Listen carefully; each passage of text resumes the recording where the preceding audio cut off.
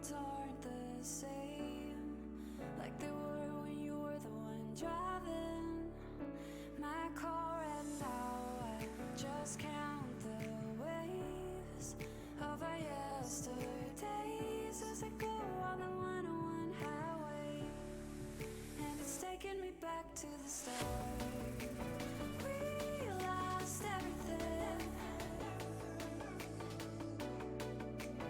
We lost everything, but you'll always stay close to my heart. We lost everything. We lost everything, but you'll always stay close to my heart.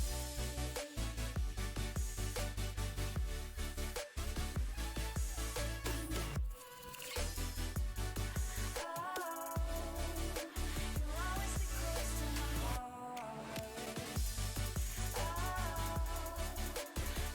stay close to my heart.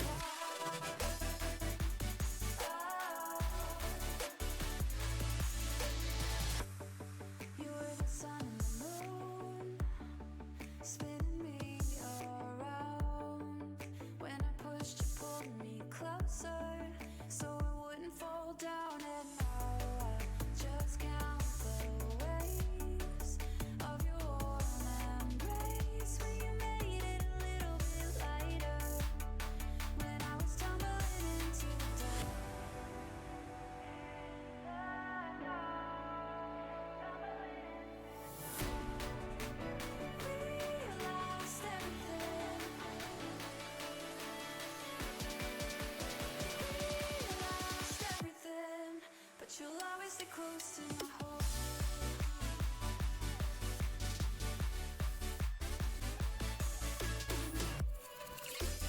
Oh, you'll always stay close to my heart. Oh, you'll always stay close to my heart.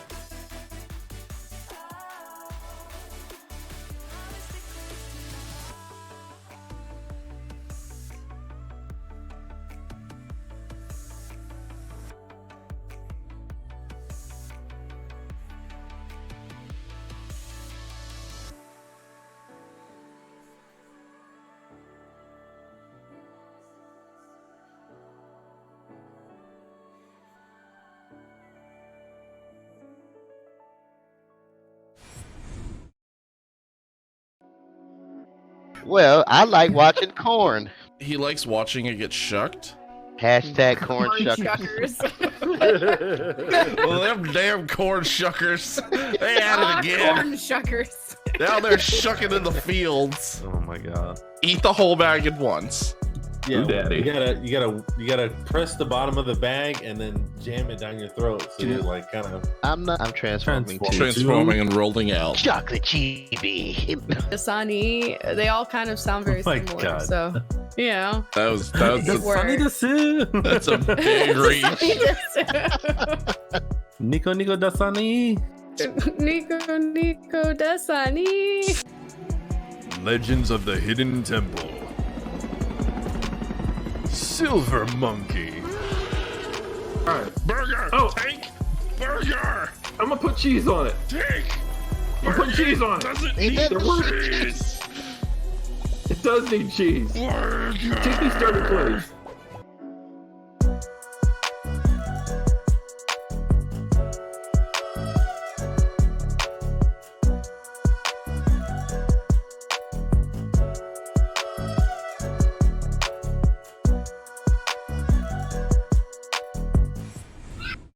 Hello, denizens of internet.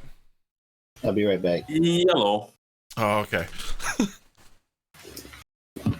Well, we're already another man down. What a wonderful start. Right here. Okay, well, I guess I'm gonna leave then too. All right, bye. Later. Oh, there he's back. Oh, okay. Hello. I'm back too. Hi. Oh, welcome. I had to put something up. Was it Welcome to my show. a child? Yeah, You gotta put it up. yeah. It was a baby arm.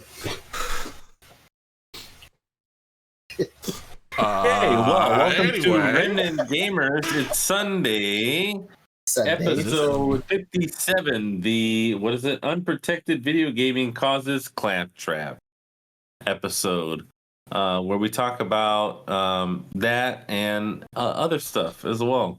Different ways to get claptraps. Yeah, exactly. You can, go Borderlands adventuring, or you can go do there's different ways. It doesn't matter. You guys don't care about that kind of shit. Anyway, my name's Servo, and we also have Are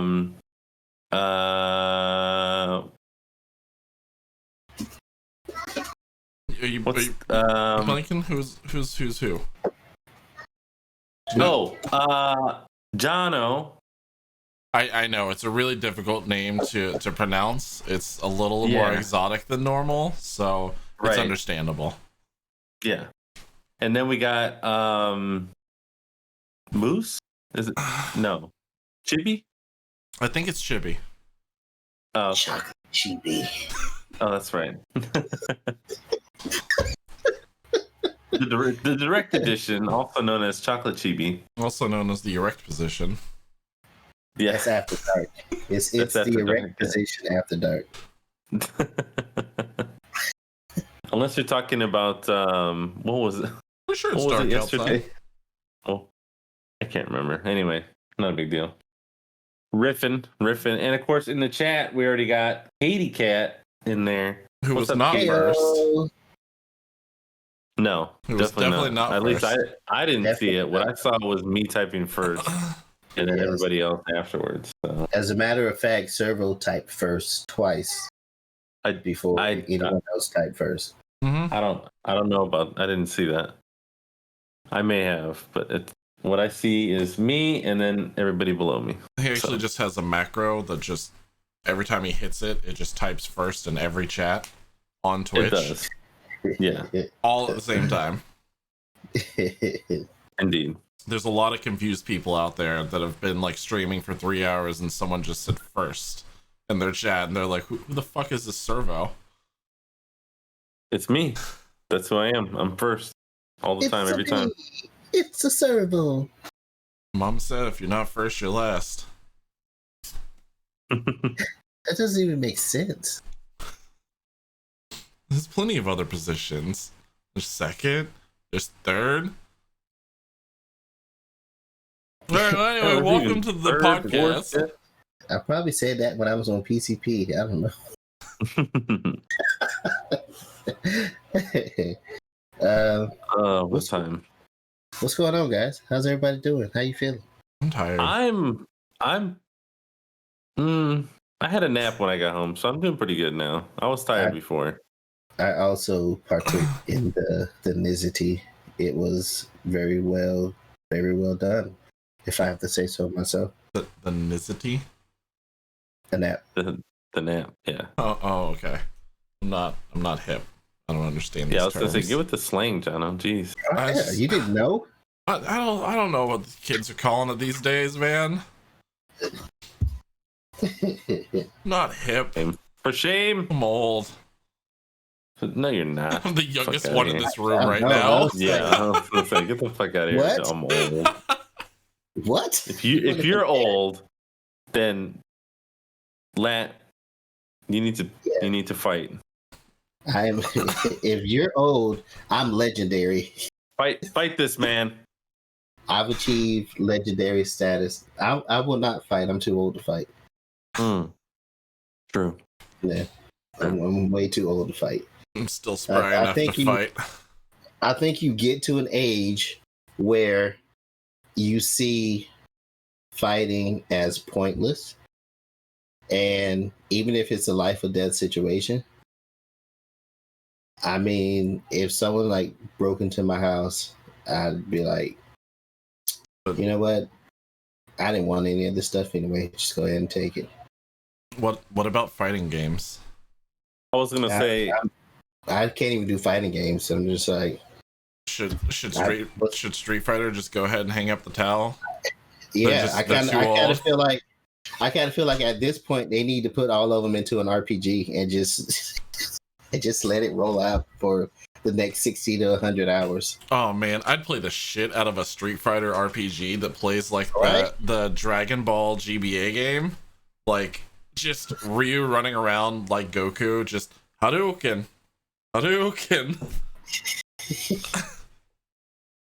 Well, Capcom, you heard it here first. We know you're listening. I don't know why, but the first thing that I thought of when you said fighting game RPG was Mortal Kombat Mythologies. Was that the old one with It was the side-scrolling one where you played as Sub-Zero. Okay, no, that's not the one I was thinking of. Were you thinking of Shaolin Monks? I probably would say with Kung Lao and Liu Kang. Yeah. Yes. Yeah. Okay, yeah. Shaolin. Then I was thinking Shaolin Monks. Yeah. Oh man. Yep. Good times. Good times. Debatable. But yeah. So, as we usually do in our Remnant Gamer way, what have you guys been playing this week? Let's start with Jono, since you decided to cough while I was talking. Oh. I can't. I'm dying. I can't answer you. Just gonna sink down. No, Answer me before you die. That's like Jono just got caught in class passing a note or something. Since you're gonna cough while I'm talking, then you you're can gonna go stand first. up and read. Mr. Almighty, read That's the exactly. next paragraph. And that's when the teachers realize that I don't know how to read and they never call on me again. That excuse has been with me no. my whole life. Yeah, right. Uh, My teachers would be like, "No, go ahead, continue."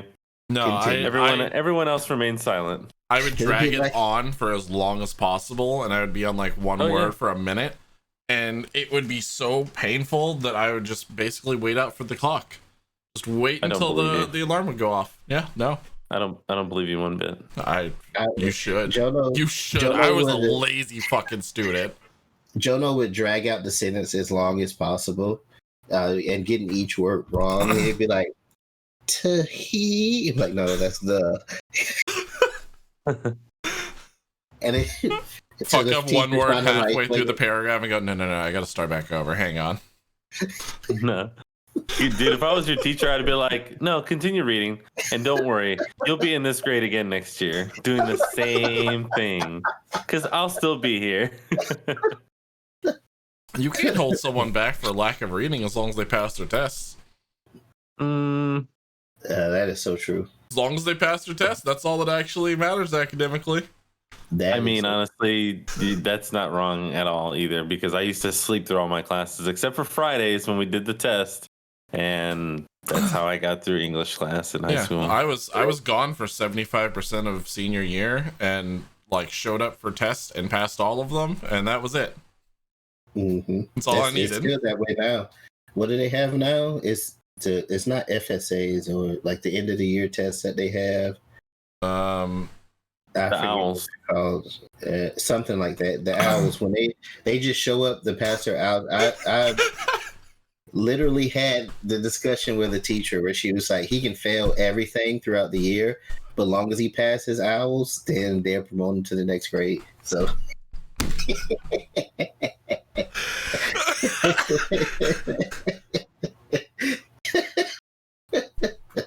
God damn it, Servo! Perfect. Don't tell him any different. Anyway, I know it's not the owls. on the subject of what I've been playing, a whole fuck ton of Valheim. Oh yeah, just we were talking about that Friday, weren't we? I'm at over 100 hours in that game now. Oh man, Most of that has been spent with me just running around building and like making my builds look super pretty, and then rebuilding things, and then making them look pretty too. And then upgrading a little bit of stuff, and then farming a bunch of stone because I always need stone and wood. So a lot of it's just been farming and building. But yeah, 100 something hours in Valheim now. We did play some Volcanoids. on Wednesday for Survival Boys, and almost lost another ship again because we just kept getting overwhelmed by lots and lots of robots.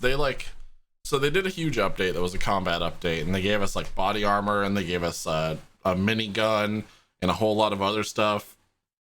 But what they failed to mention is they also gave all of that to the robots too. And it just made the power creep level for all of them just way higher. So they just came in and started wrecking everything. It was great. This is like side and like my own like personal thing that I'm doing. It's just I'm playing through all the Resident Evil games as well before the new one comes out. So I started Resident Evil 0 today. Boy, I forgot how rough original RE controls are. Oh boy. Just run around, aim, left, aim. Yeah. Nope, that's not where the dog is. Gotta shoot down. Real rough. It's the worst part is the camera angles. Cause it's like you're holding forward and you run like off screen and then it comes back on screen and you're like, yeah. Wait, which way is the right way? Or if you're like in a hallway and you hear that there's something on the other side of the hallway, but the hallway cameras are always split in half, so you can't see. And if you accidentally like back up into another half after like you're in combat, then you're like, fuck, what part of the hallway is he walking down? It's like driving a tank using only security cameras is what I equate it to. That's about right. That's about right. I just like, nee, and then it goes off screen, and then you see you come onto screen again, like, nee, and you're like, nee. Wait, nope. All right, I just wasted my one grenade. All right, fuck. Well, I accidentally just destroyed a school instead of the enemy territory. Fuck. Yeah, so that's gonna be a struggle time, but I'm playing through all of them on easy just so I can get through all of the storylines and get caught back up on all of the story for every Resident Evil game until 8 comes out. That's it. That's all I've done. Pretty sweet. Nicely done. Lat, what you got? I finished Paradise Killer. How was it? It was fun because my newfound love for narrative games, but oftentimes frustrating because I think they drew it out to an extent to get the entire story. You have to talk to multiple people repeatedly on the same subject, and you can choose to go over the case files with them because you're a detective. I haven't figured out exactly what they are, if they're heroes or worshippers but they all have these abilities. And the person that I'm playing, Lady Love Dies, she was the investigator, I guess, like Batman, but she was exiled from the island for 3 million days. Because she had some type of demonic possession. And demonic possession is a no-no on the island, so they exiled her for 3 billion days. But, what brings her back is the council. They have, like, life cycles of the island where it lives and dies. Well, this island is about to die. It's the 24th iteration, and they're expecting the 25th island to be, like, perfect. So somebody killed the council that creates the islands, and she was brought to figure out who did it. Gotcha.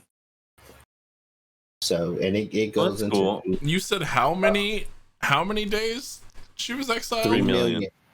3 million days. Are they just immortal? Does demonic possession just go away after? Like, I don't know. I haven't lived 3 million. I'm still trying to get rid of mine. So I'd let you know in 3 million days, I guess. That's 82 or 8,219 years. Yeah, that's a long fucking time. Yeah. Well, I assume that they were immortal, but then again, a lot of them have died or committed suicide. So, and it's a whole thing about there are citizens on the island who aren't part of this upper echelon, but the citizens are lower class, so they can't go to the new island. So when the current island is coming to an end, they round up all the citizens, like over 5,000 of them, and just slaughter all of them. Oh, so they're just cattle. Yeah, Okay. pretty much. Interesting. But yeah, it was an entire conspiracy, conspiracy. Like, the whole thing of who the killer was. So that was the entire. It was just figure out who the killer was, kind of clue kind of storyline. Yeah, I got late too. I got late twice. Sweet. Yeah, by Dr. Doom Jazz and Crimson Acid.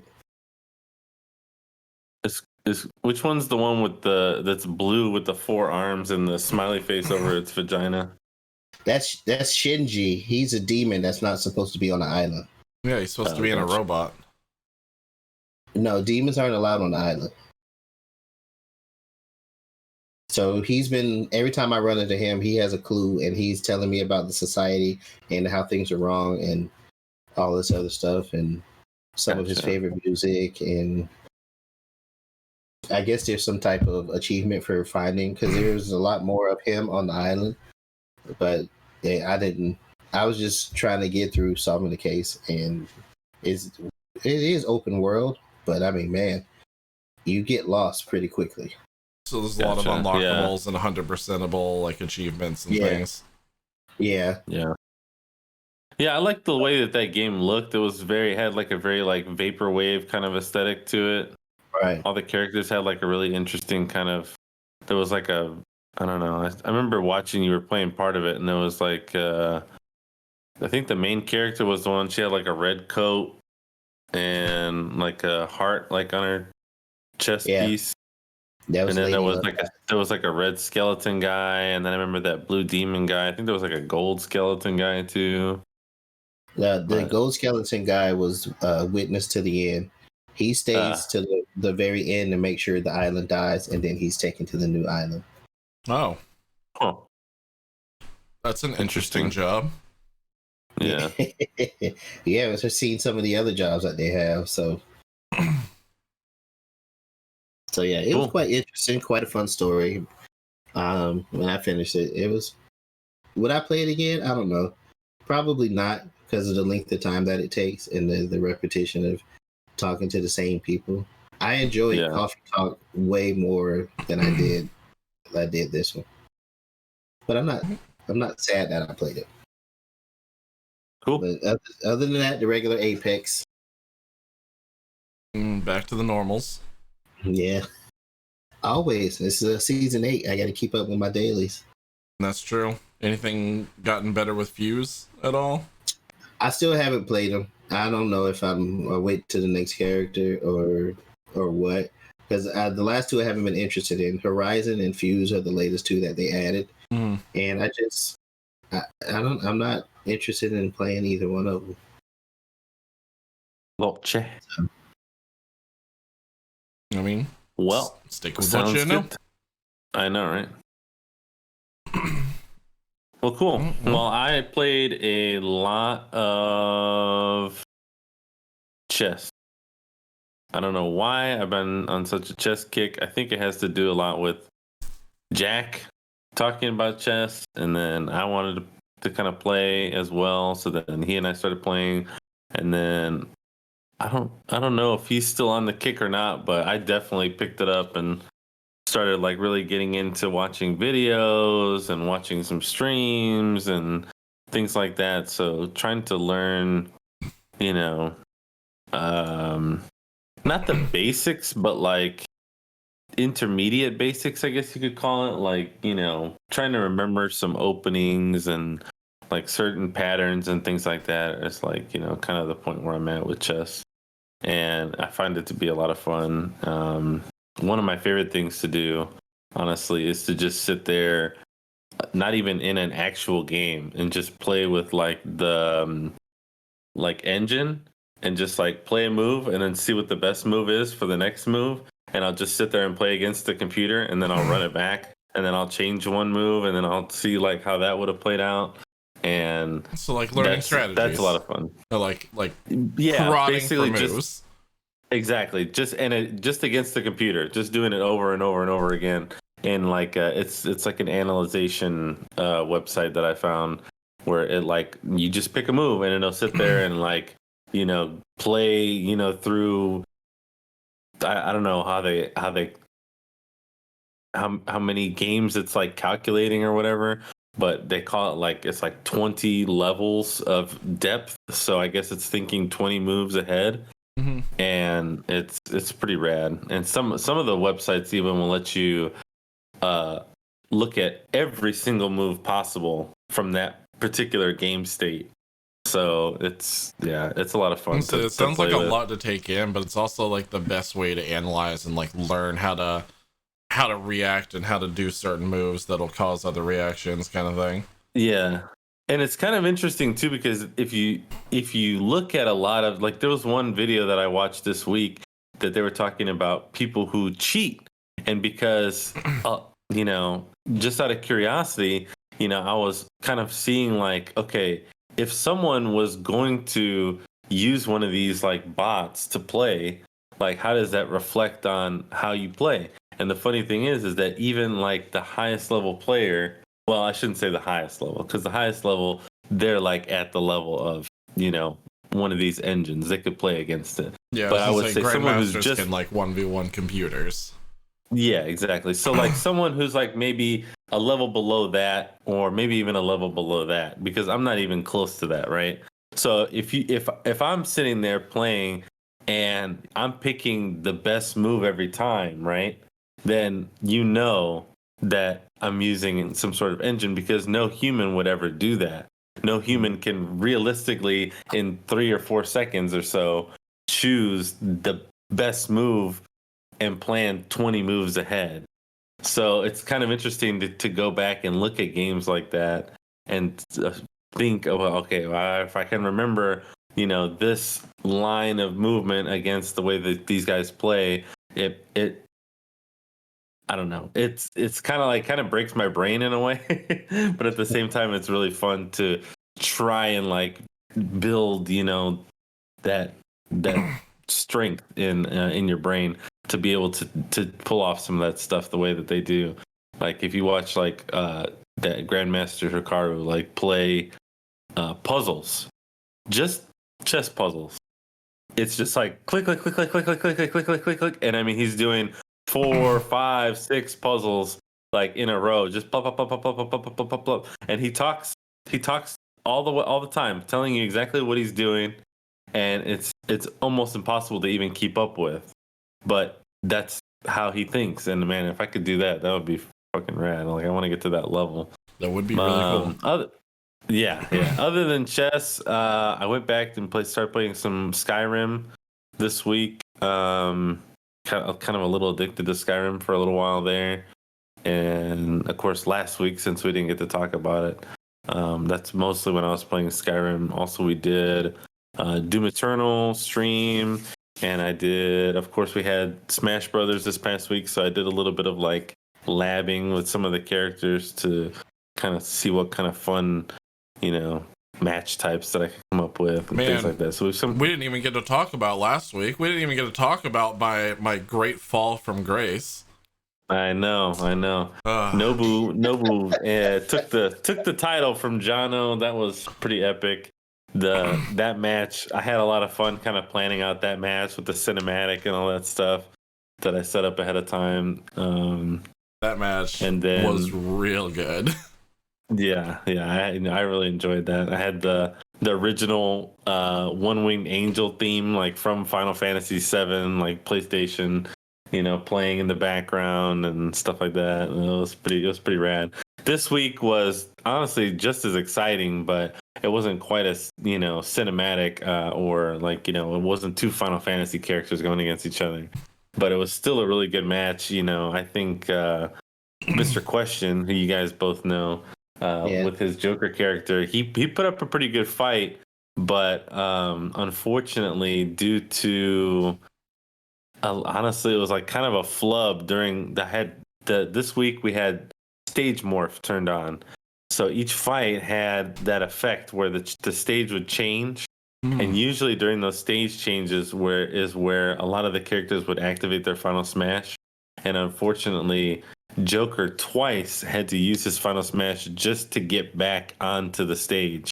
So he lost a lot of advantage there, and Cloud was able to keep the title. So now both Nobu and Jono have a tie for the record of who's held the 2021 singles smash champ the longest. And then Lat and Solus, or I should say the direct edition, I don't know why I'm calling you, but anyway, the direct edition and Solus both became the doubles champion this week, triumphing over Oximus and Jazzerdog. That was pretty rad. I had a feeling that they were going to win, because I mean, Terry and Ganondorf together, that's like a really that's a really strong powerhouse of a team. Yeah. So and Yoga Steve and Greninja, they've got the ability to move around quickly. Weefa Trainer can heal and things like that.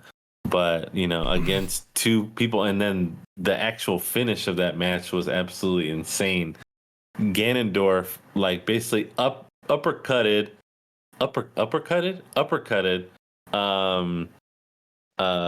Weefit Trainer over Terry, and then Terry jumped up into the air and met him almost like a combo attack, and then final smash for the win.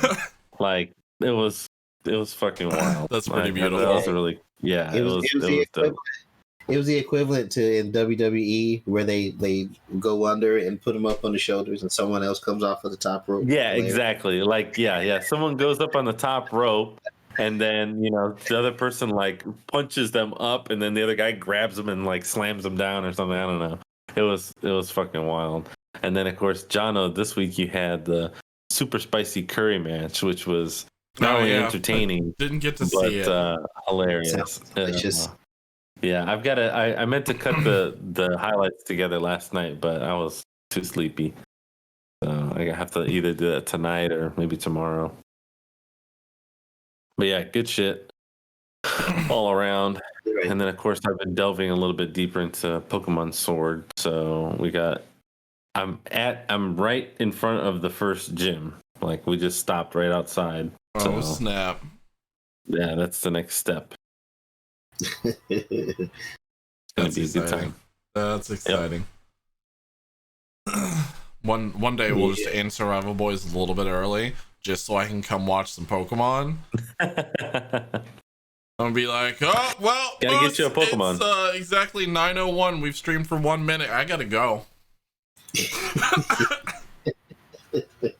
I mean, on Wednesday my streams are a little shorter. That's why I usually end up reading into y'all. But yeah, I would say, if you streamed, shoot, I only got to stop by one time or just lurk me until I catch a Pokemon, and then you just got to type in chat, hey, I want to be that Pokemon. That's all there is. I just have to wait until you catch a ghost type. That's all I need to do. Yeah, I haven't really gotten any ghost types. I think the only one I've found so far was Pumpkaboo. And Pumpkaboo, I forget what I even named it now. It got a bot name. Sounds about right. I need a Ghastly, or I need a Sableye, or just any of the good Panda staple. has already got dibs on Ghastly. Oh, so, good. Unfortunately. So then I need dibs on the Sableye. Okay. But Sword and Shield is in another region. Are there Ghastlies in there? Yeah. Okay. Yeah, there's new Pokemon for the Galar region, but most of them, well, I shouldn't say most of them, a lot of them are either variations of already existing Pokemon, kind of like the Alolan Pokemon. Like Surfetched. Or there's a few new ones, like Yamper. Proper Sir Weezing. Yeah. Sir Wheezing. Oh my god. Did you say Officer Wheezing? No, I said Sir Wheezing. He's like Sir Wheezing, yeah. it's he's got like two billows coming off the top of his head, but they look like top hats. And then he looks like a proper sir. Yeah. Okay. Yeah. It's all like set in England or set in the UK, so it's very much Sword like that and style. Shield. Sword and Shield is the one I didn't get. I got it for the oldest Padawan. I actually bought him the DLC for Christmas because he said he wanted it because he had already finished the regular game. Oh, gotcha. But Yeah, usually this one I was gifted by Jazzerdog. Oh, He nice. sent that to me in the mail. So yeah, I've been really enjoying it. I can't wait to get into the DLC stuff. I still need to play more than stepping the first foot into the DLC because I got very distracted with some of the raid things in there. From what As I you understand, it's really easy to get distracted with the Dynamax raids. Well, there's that, and then like the DLC also has like a roguelike type of gameplay into it. And really? like that's just the first step into it, and then there's the whole story after it, but I'm like, but I want to play the roguelike and catch Pokemon over and over again. It's fun. Yeah, that's pretty cool. Speaking of Pokemon, what happened to Tim? It's still getting updates and things. It lost a lot of steam. Yeah. They had to push back a few of their like early roadmap stuff, so they lost a lot of traction initially, and then of course because it came out before Pokemon Sword and Shield did, Pokemon took back a lot of their fan base again. So they was just waiting for the new, like, yeah, this will just hold me over till Pokemon comes out. pretty much. Kind of, yeah. I've gone back and I've played it a couple of times, but it's like it's pretty fun if you have another person to play with, just to play co-op the whole time. Otherwise, it's like it's okay. It's a game. So I'm like, where did I see that at? Was it on one of my Humble Bundles? So it was like, because I remember I kickstarted it, and I was waiting for the Nintendo Switch edition. Yeah, It was available on Humble Bundle for a while. And I think it just showed up on my Humble Bundle. There's also a really absurd level creep that like I just hit in the game, and it's only after like the first 2 gyms or something like that, but you like jump up to where all of the Tims are way higher like difficulty and level than you like even are close to at that point. So it's like forces in like, no, stop, sit here, grind for a while. Oh wow.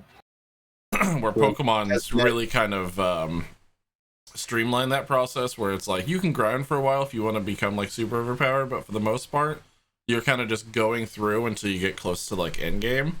So usually you don't hit that grind state until around like the 8th gym or the Elite Four.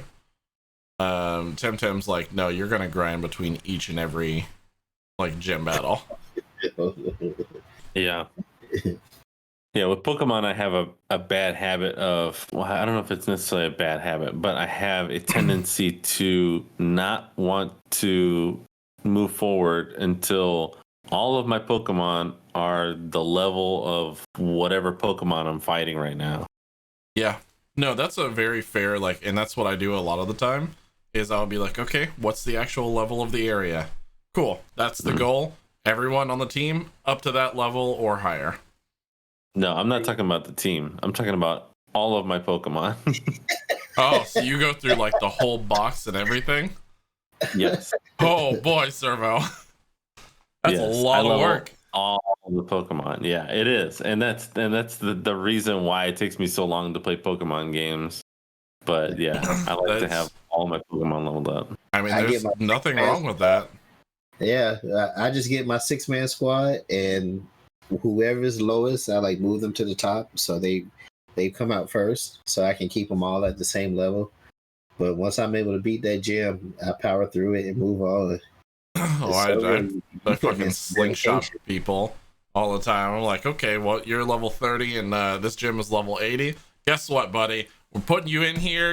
Your first turn switching. Slingshot those levels up real quick. Yeah.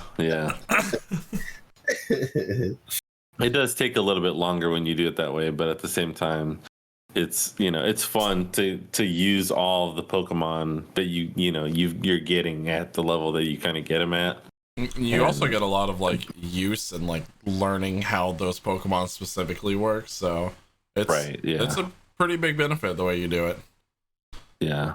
The one thing I like about that particular is that when I come up against the Pokemon, then I'm like, oh, okay, that fucking killed me. Oh, I know who I can use because I've been using all of them, so I could develop these kind of counter strategies. Like I've got a level 15 like Squovert that's like all he does is stockpile and spit up. That's it. Like he's so good at it. It's like he one shots pretty much anything. Dude, stockpile is so strong in general. Yes, it is. Like I have a stockpile Snorlax, and it stockpile, use, and then leftovers and recycle, and he just rolls through everything. It's so good. Yeah. But yeah, no, that's pretty cool. I didn't know that you did it that way. It's fun. I mean, I'm like that with a lot of games, like Skyrim. I like have sworn off the fast travel system unless I'm stuck somewhere where I'm over encumbered. I will never fast travel. I always walk everywhere. One of those self-imposed rules that I don't know why I do that. I mean, I kind of do that when I play New Vegas, just because I also just enjoy the environment so much that I enjoy like walking around and actually like exploring and finding new things as I'm walking. So I can get that. I don't like the game to be over too fast, like I feel like I'm gonna complete it, and I'm like I don't really want to complete it. I want to like like you said, like experience it. Plus, then you'd miss out on a random person walking up to you and starting another storyline that leads down into 100 other missions. Exactly.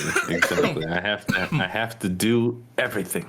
And then there's that one Skyrim edition where you walk up and dude shows up and he's like, "Hey, have you bought the new enhanced edition of Skyrim? It's only $60." And then he hits you over the head with a blackjack, and you wake up and you're in a cart. Oh, you're finally awake. Like, no!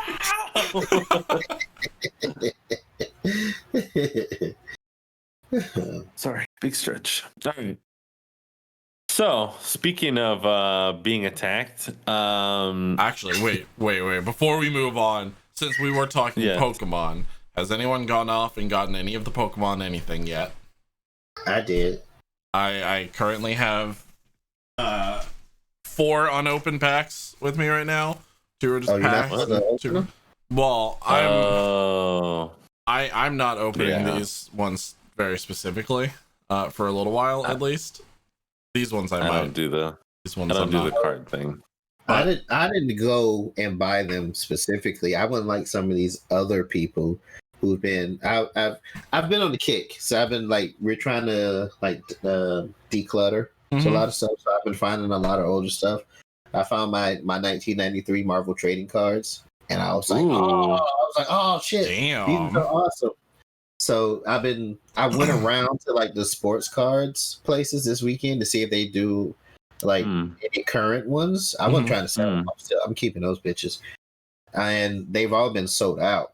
So while I was at one of the sports car store, I was listening to this guy like trying to sell the ones he bought from McDonald's, and he's like, "Yeah, I just go to every McDonald's I can and like give me 20 Happy Meals." And then he just takes all the cards out and then tosses the food in the trash. I was like, dude, see, I buy the Happy Meals and eat them. Yeah, I was like, dude, you're a dick, dude. But mine, like you're in Jacksonville, bro. Like take those 40 meals down to the goddamn mission and like feed those people. That's why I was just kind of like, exactly. And he didn't give a fuck. He was just like, I'm just, and then I go to the next McDonald's It was like one McDonald's looked at me like I was crazy, and I was like, "Yeah, I bet they did." Should have like taken a It's 'cause you're picture of piece them. garbage. Went to all the McDonald's and been like, "Hey man, can you just do me a favor and ban this dude from your store? Just trust me for later." But mine came to me because the youngest one with grandma, and she took them and got 2 Happy Meals. And he opened them, and then he left them on the table, like cards scattered on the floor. And I was like, let me pick these up. That hurts my heart. Put them. Well, he's 4. So I know. So I picked them up and I put them back in the package, and like the ones that I got they're all basic cards. No, So, every one of them are starters. There's 25 and they're all starters. Yeah. So like I guess one in each is a foil. Like this Chimchar is kind of like a foil one. Mhm. I don't know if you can see that. Yeah. Yep, there's always one foil in each of them. There's like 4 cards in a pack, I think. But then they also, apparently, I didn't know about this until 2 days ago when I was on TikTok. There's General Mills ones that came with friggin' cereal. Oh, really? Mm-hmm. There's 15, and I didn't know that those existed, and now I'm trying to hunt them, and they're all gone. They've been out for a month. Somebody's gonna be wasting a bunch of cereal. Yep. No, I'm gonna be stocking a bunch of cereal and keep that shit for a while. Bastards. Here, real quick. This was what was in the other one. That made me really mad just now that you talking about that guy. Dude, you know how irate I was when he said that? I'm not even kidding. Like that, I would have come very close to punching somebody. So big. Good old shiny Sobble. I actually want to Sobble. play. I actually want to play now. So They got the TCG online that you can play for free. Yeah. yeah, I've been playing that off and on. And the more you play, the more cards you earn, and the more packs you get, and stuff like that. Yeah, I was actually on Oximus's stream when he was throwing out codes for the packs that he opened. Yeah. Nice. Oh, you know what? As a matter of fact, I'm getting some cards in the mail from a giveaway that he So did. am I. Uh-oh. Nice. That's right, because we won those Marvel streams, and I had that BS total Oh, that was fly you too. hack Okay, Marvel. I had no idea. Oh, that's right. Yeah, no, I clipped Let's that. say Okay. you clipped it. You should know. I didn't know that you won a card off of it though. I guess I just Yeah, I won Green. the Pikachu and the deck box from the McDonald's thing. But I want to see the defeat in my opponent's eyes, like when I whooped Jono that one time. You didn't see the defeat in my eyes. I know, but I heard it in your voice.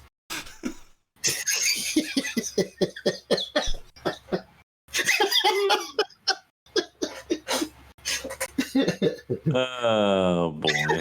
We have fun here. Speaking of attacking people, Yes. so apparently CD Projekt Red was the target of some cyber attack. It was they brought it out on Twitter and said that they were being attacked. Now, this of course has developed significantly since this story originally came out and was posted. Yeah. It has, but I- before we talk about how much it's evolved, can we say the irony of releasing Cyberpunk and then getting cyber attacked immediately after? Just Yes. just the pure irony of that situation happening. Not only that, but the method of the attack was kind of hilarious. Like, I mean, I thought it was funny. I just like the note that they had. Like, they sent a picture of a note that was like in like Notepad, and it was like It looked like it may have been written with a crayon. I mean, honestly, it was like terribly misspelled. Yeah, Like, we I have was done gonna full say- copies of source codes from your Perfor server, and like, I was like, you have 48 hours to contact us. Like, I was gonna say it looks like one of Okay. those scam emails that you always get from the prince of a foreign country or something. exactly. That's what it reminded me of. I am Nigerian Yeah, Prince. I mean, Please email me back your honestly- bank account number. Yeah. Honestly, I almost feel like CD Projekt Red would have been better off just like almost ignoring it because I mean, what if they stole the data and then actually sold it to somebody, like it's kind of like, okay, yeah, you have the game data, but they're not doing anything that these like data miners can't do. So there's a couple things, like they got a little bit more than the game data. They said that they got some personal information. They said they got like employees information, things like that. That's one thing, but them like trying to leak the like game files and things, like CD Projekt Red has been very openly okay with DRM free games for the entirety of the existence of their company. Like when The Witcher 2 came out, people all fucking torrented the game, and CD Projekt Red was the one company during that whole like fiasco of torrenting games that was like, we don't give a shit. Like, play our game. That means you know that our game is good. You'll probably end up coming back and actually paying for it later. So them like leaking the game or like game files is just one of those like, why would they fucking care? They've leaked it themselves basically in the past. So then to immediately follow that, of course, we had this report that the files were being auctioned off unsuccessfully, which was one of my favorite parts about the whole thing, was that they stole something that they thought was going to be so valuable, and even those folks who I guess maybe thought that they wanted it didn't want it, and they definitely didn't want to pay money for it. So I guess whoever decided that it would be a good idea to break into their servers and get that info is now just sitting on a bunch of info that who knows if they even have any ability to use for anything. Good time. Good job. Such a good time. They were trying to start their bid at like $1,000 and ended up trying to set up some of the other starting bids at $1 million too. Like, they were ballsy people. Yeah. And that did not pay off in any way for them. Yeah. The only thing. Oh, go ahead. I was gonna say, still no idea who was behind it, was it? No, they don't. They're still working on that, but basically it was the only thing that was, from what I read, what that actually came of it was someone was interested in trying to get hold of the code for Gwent, and so that was leaked on 4chan and a couple other places like that. And those were all shut down, but I'm sure a couple people got their hands on it, and who knows? Maybe someone's going to come out with a Gwent ripoff someday. Because as we know, even if you're pretty good at making games like CD Projekt Red, it still takes a long time, and your game's still kind of probably going to be buggy as shit. So I don't know what you're doing with the Gwent data, but yeah, good luck to you in your endeavors. I don't know why out are. of all of the data they wanted the Gwent data. Like, I mean, Gwent is pretty okay, don't get me wrong. It's the one thing that kept me completely distracted from actually finishing The Witcher 3. But yeah, like, if I'm gonna copy a like successful card game, I'm gonna copy like Hearthstone and MTG. If I wanted anything from CD Projekt Red, it would have been the entire source code for The Witcher 3's like game engine, because that's what I would want to use to make something. Yeah.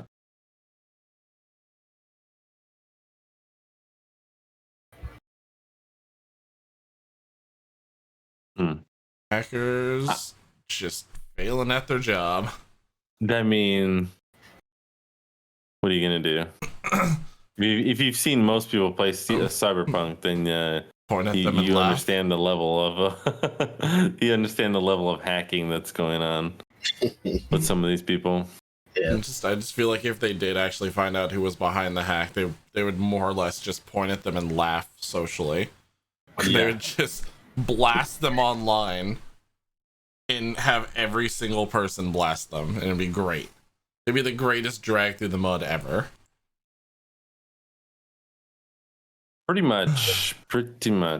So, Yeah, I know we had talked about this wasn't going to be like a real big deal because we had mentioned that it also had happened to Capcom before, and it didn't impact them like whatsoever. Yeah. But they were hacked and had data stolen and all of that goodness, and they were just like, okay, continuing on. I mean, Capcom's gone through it so many times, they know that the best course of action is just ignore it and push forward. Yeah. Capcom makes enough money on their own. They don't need to worry about some little children trying to grab at their like bootstraps. Right terminology? I don't know if that's the right terminology. Does Capcom have bootstraps? I don't know. Probably. we'll look into it. Might be a question we need to ask. So, what's going on with Riot? So basically what happened is you've got the CEO, and I'm going to butcher his name, but Nicolo Lauren, whatever. Sounds about right. Yeah, he's I mean, he's one of the CEOs, or he is the CEO, I guess, of Riot Games, which is, of course, publisher of League of Legends. Mm-hmm. Apparently, according to this, now I'm trying to remind myself. The executive assistant to this woman named Sharon O'Donnell, she came forward and said that, or rather, she alleged that he had made a bunch of sexual advances at her, saying a bunch of things like, in one situation where they were potentially going to be at one place like together without, his family being there, that he didn't know if she would be able to handle him, and she's asking if she could come CUM over to his place and things like that. Unsolicited photos of his dick and shit like that. So obviously getting himself in a lot of hot water with that. I guess in 2018 this also happened. There was like a class action lawsuit. I was gonna say, I remember there being going on.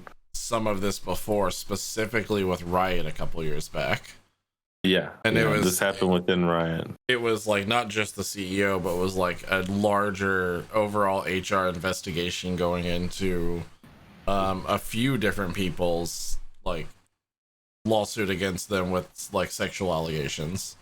There was actually 24 people that came forward and spoke out against the company and some of the things that they had been doing, and basically a lot of the talk that had been going on inside of the development offices and things like that. So yeah, a lot of people are upset about that. And then not only that, but on top of that, the people who were running the company were denying people equal pay and blocking career advancements based on gender, things like that. Excuse me. So back then they had gone forward and said that they we are fostering this sexual harassment and misogyny, and they suspended the chief operating officer at the time, and they did all this overhauling and things like that. So now again they're kind of jumping back into the hot water with this situation with the CEO. So unfortunately nothing has come from it in the last 10 days or so since this was posted. Yeah, because I was just looking to see if there was any developments, and they haven't had any. But there is an investigation going on, so I guess we'll see what comes from that. Yeah, usually those investigations are a little lengthy, so it probably is going to be another month or so before we really hear anything that's going on in there. Right. And that's even if they make anything that is going on in there actually public or not. Yeah.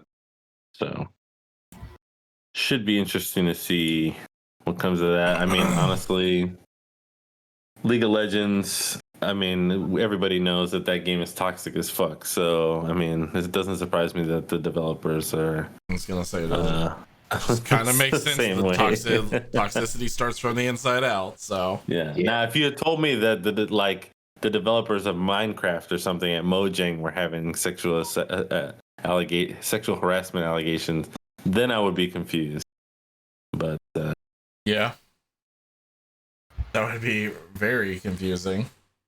I'd be like, wait, what? Fucking Minecraft? How about this next story? I saw this one. My favorite. This is my. this Oh man, pretty good. I don't mean to cut you off, sir. My bad. No, go ahead. I saw this on Reddit, and I immediately went and talked to the missus about this. I don't know if anyone else discussed it with their significant other or partner, but it was a story that came about. I don't know what that is. It was a story that came about of a guy. He posted on Reddit's AITA, "Am I the asshole?" Yeah, and he was explaining one of my favorite subreddits, by the way. Absolutely. He was explaining the situation to where he was starting a WoW raid, and just to make the story short, he was starting a WoW raid, and his wife, they ordered food, his wife went to get it, and she had got locked outside. So he was asking, like, am I the asshole because he let her wait for like 5 minutes till he finished the raid or whatever he was doing to like go and let her back in the house. All right. That's just the bare bones gist of it right there. Now, as we come to find out, there are a little context and extra DLC added to the story that extra DLC that changes the opinions of a lot of people, because I also posted this in our Facebook group, and there's a lot of, if you're not a part of, you should totally join, by the way. And there was a lot of people who pretty heated but respectable discussion. So I thought it was so funny. I thought it was hilarious, some of the responses that we got, and it was my favorite. It was my absolute favorite. So it's interesting because, you know, in that article he mentioned the guy who was talking, you know, about what this, you know, what had happened was that this happens often. And it's not like a, you know, and see, like that was uncommon. That was another thing. The article was actually bashing the guy. Yeah, it was. It was written one way, all completely for the spouse. Now, if you go and read the actual Reddit post, it paints an entirely different picture. Yeah, and I mean, and to be fair, right? Like you could kind of go either way, and that's what makes it such a good article. Is that, like, for example, he says, quote, right as we start the game, the doorbell rings and she goes downstairs to get the food. As she was leaving, I told her not to forget the keys, but she did. So after she got the food, she was stuck in this little vestibule. So she wasn't outside. She was within the door from the outside to the inside, but she was stuck there. So he says, this happens occasionally, and when it does, she rings the doorbell and let me know that she's stuck. This time when it rang, I ignored it until it was over, perhaps 5 minutes or so. Realistically, if it's a boss fight, it was probably more like 10 minutes. But in any case, right? She was really, really upset, told me that I was a huge asshole and was choosing the video game over here. So I was like, okay, like I could see myself potentially doing something like that. Obviously, if it was me, I wouldn't be asking if I was the asshole. I would know that was kind of an asshole thing to do. Only because I know not that I'm choosing a video game, but that how my brain works. That I'm like, oh yeah, I'll get the doorbell in a second. It'll be over in just a moment. 10 minutes later, okay, I'm done. Yeah. Oh, that's right, she's outside. Like, you know what I mean? Yeah, like my ADD you were locked in engagement at the time. Exactly. Yeah, my ADD brain just does not allow me to like multitask like that. And honestly, it's one of those choices you have to make right then and there. Like the doorbell rings, you have to be like, okay, I have to get up right this second. At least I do. Yeah, not me. Yeah. Not me. I guess I'm in the same boat. And like I said, I discussed this with the missus, and she was even because I kind of posed a lot of different questions to people that were responding one way, because they were just like, oh, just he were asshole. If she rings the doorbell, you jump up, you get your ass to the door. Like, not necessarily. I was like, I understand where you're coming from, but just this is when I posed the counter question. I said, well, what if I was at the park playing basketball on the team, and you walked away to the car and you couldn't get into the car, and you had to wait for me to finish playing basketball with the team, and they were like, oh, well, that's okay. And I'm like, okay, so why is it different with when I'm playing the video games? Because of stipulation against video games. Exactly. And that's what I called out. And I said, for an instance, I'm sure the guy is I didn't think he was the asshole. I said, now, if the stipulations changed, if she was outside, it was raining, it was snowing, and she was stuck outside that way. If it was just cold, I mean, if it was totally. cold, if she wasn't in the little vestibule where she was safe and whatever, absolutely, he would have been the asshole. I mean, if he played he says it was 5 or 10 minutes. I can only take him at his word. Now, if it was anything longer than, if she was out there half an hour, 20, anything longer than 5 or 10 minutes or so, absolutely, he would have been the asshole. Yeah. Yep. And like, that's why I said, when you start throwing in that DLC, it changes the story a little bit. Right. Yeah. Every little bit of it changes it. Because if you think about, like, for example, this is a situation that, believe it or not, has actually happened to me before, but the roles were reversed. Yeah. I mean, I went outside, and I think I was taking out the trash or something, and also bringing the trash cans from the edge of the curb back to the house. Meanwhile, Betsy's outside. She was having a cigarette, and while I was outside, she got done and she went back inside. Mm-hmm. She locked the door behind her, and then she immediately got on Overwatch, and she was playing Overwatch. She got her headset on. She can't hear me. Mm-hmm. And I'm over there fiddling with the door. I'm like, oh, it's locked. Okay. And I see her. I can literally see her playing, but I can see that she's also in a comp match. And I'm like, okay, I can see the timer. It says 5 minutes. Okay, I'm good with waiting 5 minutes until she takes her headset off. And then I can go knock, knock, knock. And then she realizes that she locked the door behind her. So then in that case, she's not the asshole for making me wait. Right. But it makes it clear that, like, okay, hey, you made a mistake by locking the door. It's not like it's not really like an am I the asshole type of situation. Yeah, I feel like it comes from a difference of, like, understanding your partners entirely, like, understanding this is something they do. This is something, like, if they're engaged in something, yes, I know their focus is on that at the time. Mm-hmm. Maybe I can just, take a 5-minute walk. Maybe I can relax a little bit outside.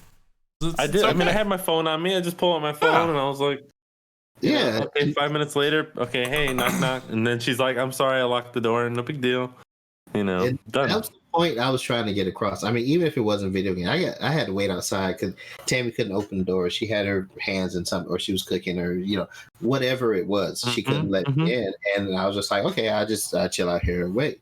And somebody in our Facebook group who knows that I'm married, her post was just like, well, did you ask your wife? And I was like, absolutely. That's the first thing I did before I posted this. And she was just like, because there have been times where I've been playing Apex and she's come home with groceries and she'd message me or call my phone and be like, hey, I'm outside with groceries. Can you come help? And I'd be like, can you give me 5 minutes? I'm in a match. And she'd be like, yeah or nay, depending on what it is. But I asked her and she was like, yeah, I'd be upset, but not to the point of saying like you're an asshole or you're choosing video games over me. Like, you need to rethink your priorities. Like, yeah, exactly. Like, that's a little strong. It's definitely like worthy of a maybe, like, sure, I'm a little mad at this moment because I was locked outside for a second. Like, sure, fine. Irritation, understandable, but like causing a large issue about it, no. Right. I kind of felt like, for the very reason of him posting this and thinking about it, like, okay, maybe am I wrong for doing this? I kind of felt like that to me takes away a few points of him being an asshole. It was like if you like didn't give a damn, like yeah, I left her ass outside for 5 minutes, let her wait. I'm like, okay, yeah, you a bit of an asshole. But if you're kind of second guessing your actions, then I'm like, without a doubt, I'm sure he loves his wife or is his girlfriend because if not, he wouldn't care. Video game, right? Yeah. So and be like, I fucking do it again. Yeah. I mean, here's the thing too, like you know what someone could easily say like, oh well, you know, I mean, if you knew that this happens, then maybe you should have gotten the keys and gone outside and grabbed the food before you started your game. But I mean, you could say that about any situation. You know what I mean? Yeah. Like there was a lot of in that Reddit like comments like, I mean, aside from all the toxic bullshit, you know, talking about like someone actually trying to make a legitimate, you know, argument of, you know, oh well, you could have done this or could have done that. Well, shoulda, coulda, woulda. You know, like if you're in a game or you're in the middle of playing something and your significant other's doing something, regardless of what that is. I mean, shit, like she could have been easily just like in a situation where she was waiting to get into the raid, and because you had to finish the fight, she got killed by some allies outside of the portal to the dungeon. You know, like, are you an asshole then? I don't know. That's the game. Like, you forget the keys, you get locked outside. You play stupid games, you get stupid prizes. Oh, and that was Near brought up a good point. That was another thing. A lot of people were thinking of it in the aspect as he was an asshole because he had to walk from like a room to the front door. No, he was actually in an apartment, and to let her in, he had to go down like 2 flights of stairs. And he knew by the time he got down the stairs, his game would have been done. He would have lost his game. And he spends, I think he said, up to 5 hours preparing for a raid or something like that throughout the week. Yeah. So it was kind of like he would have lost all that preparation. And my biggest thing was he said, hey, don't forget your keys. Hey, don't forget your keys. And she forgot them anyway.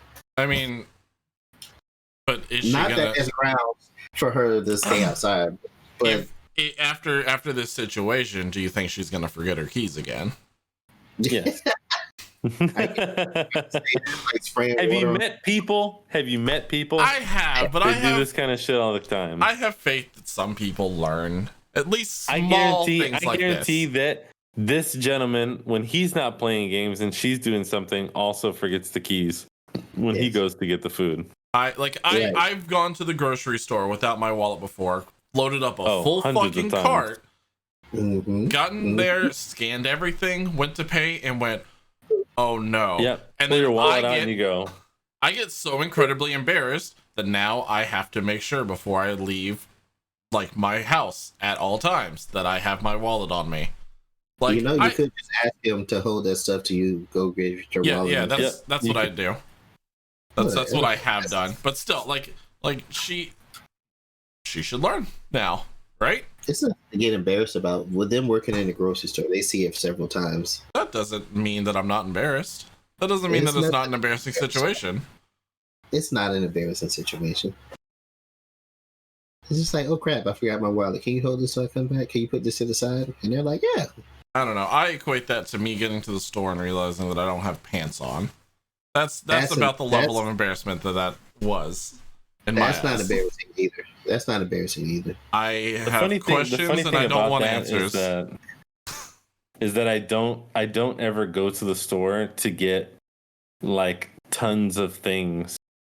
There's a reason for that. It's like when I go to the store, I'm like, all right, wallet, keys, hat, out the door, walk in the store, bread, cheese, milk, out the door, like done. Like I never waste time. So that way, honestly, like we used to be in a situation where like I had to make this rule where if I go into the grocery store, I'm not allowed to use a cart or a basket, because if I can't carry it out, it's probably too expensive.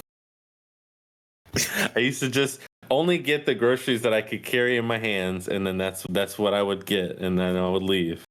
So I've kept that rule pretty much. That's, I only buy a very limited amount of items. That's fair.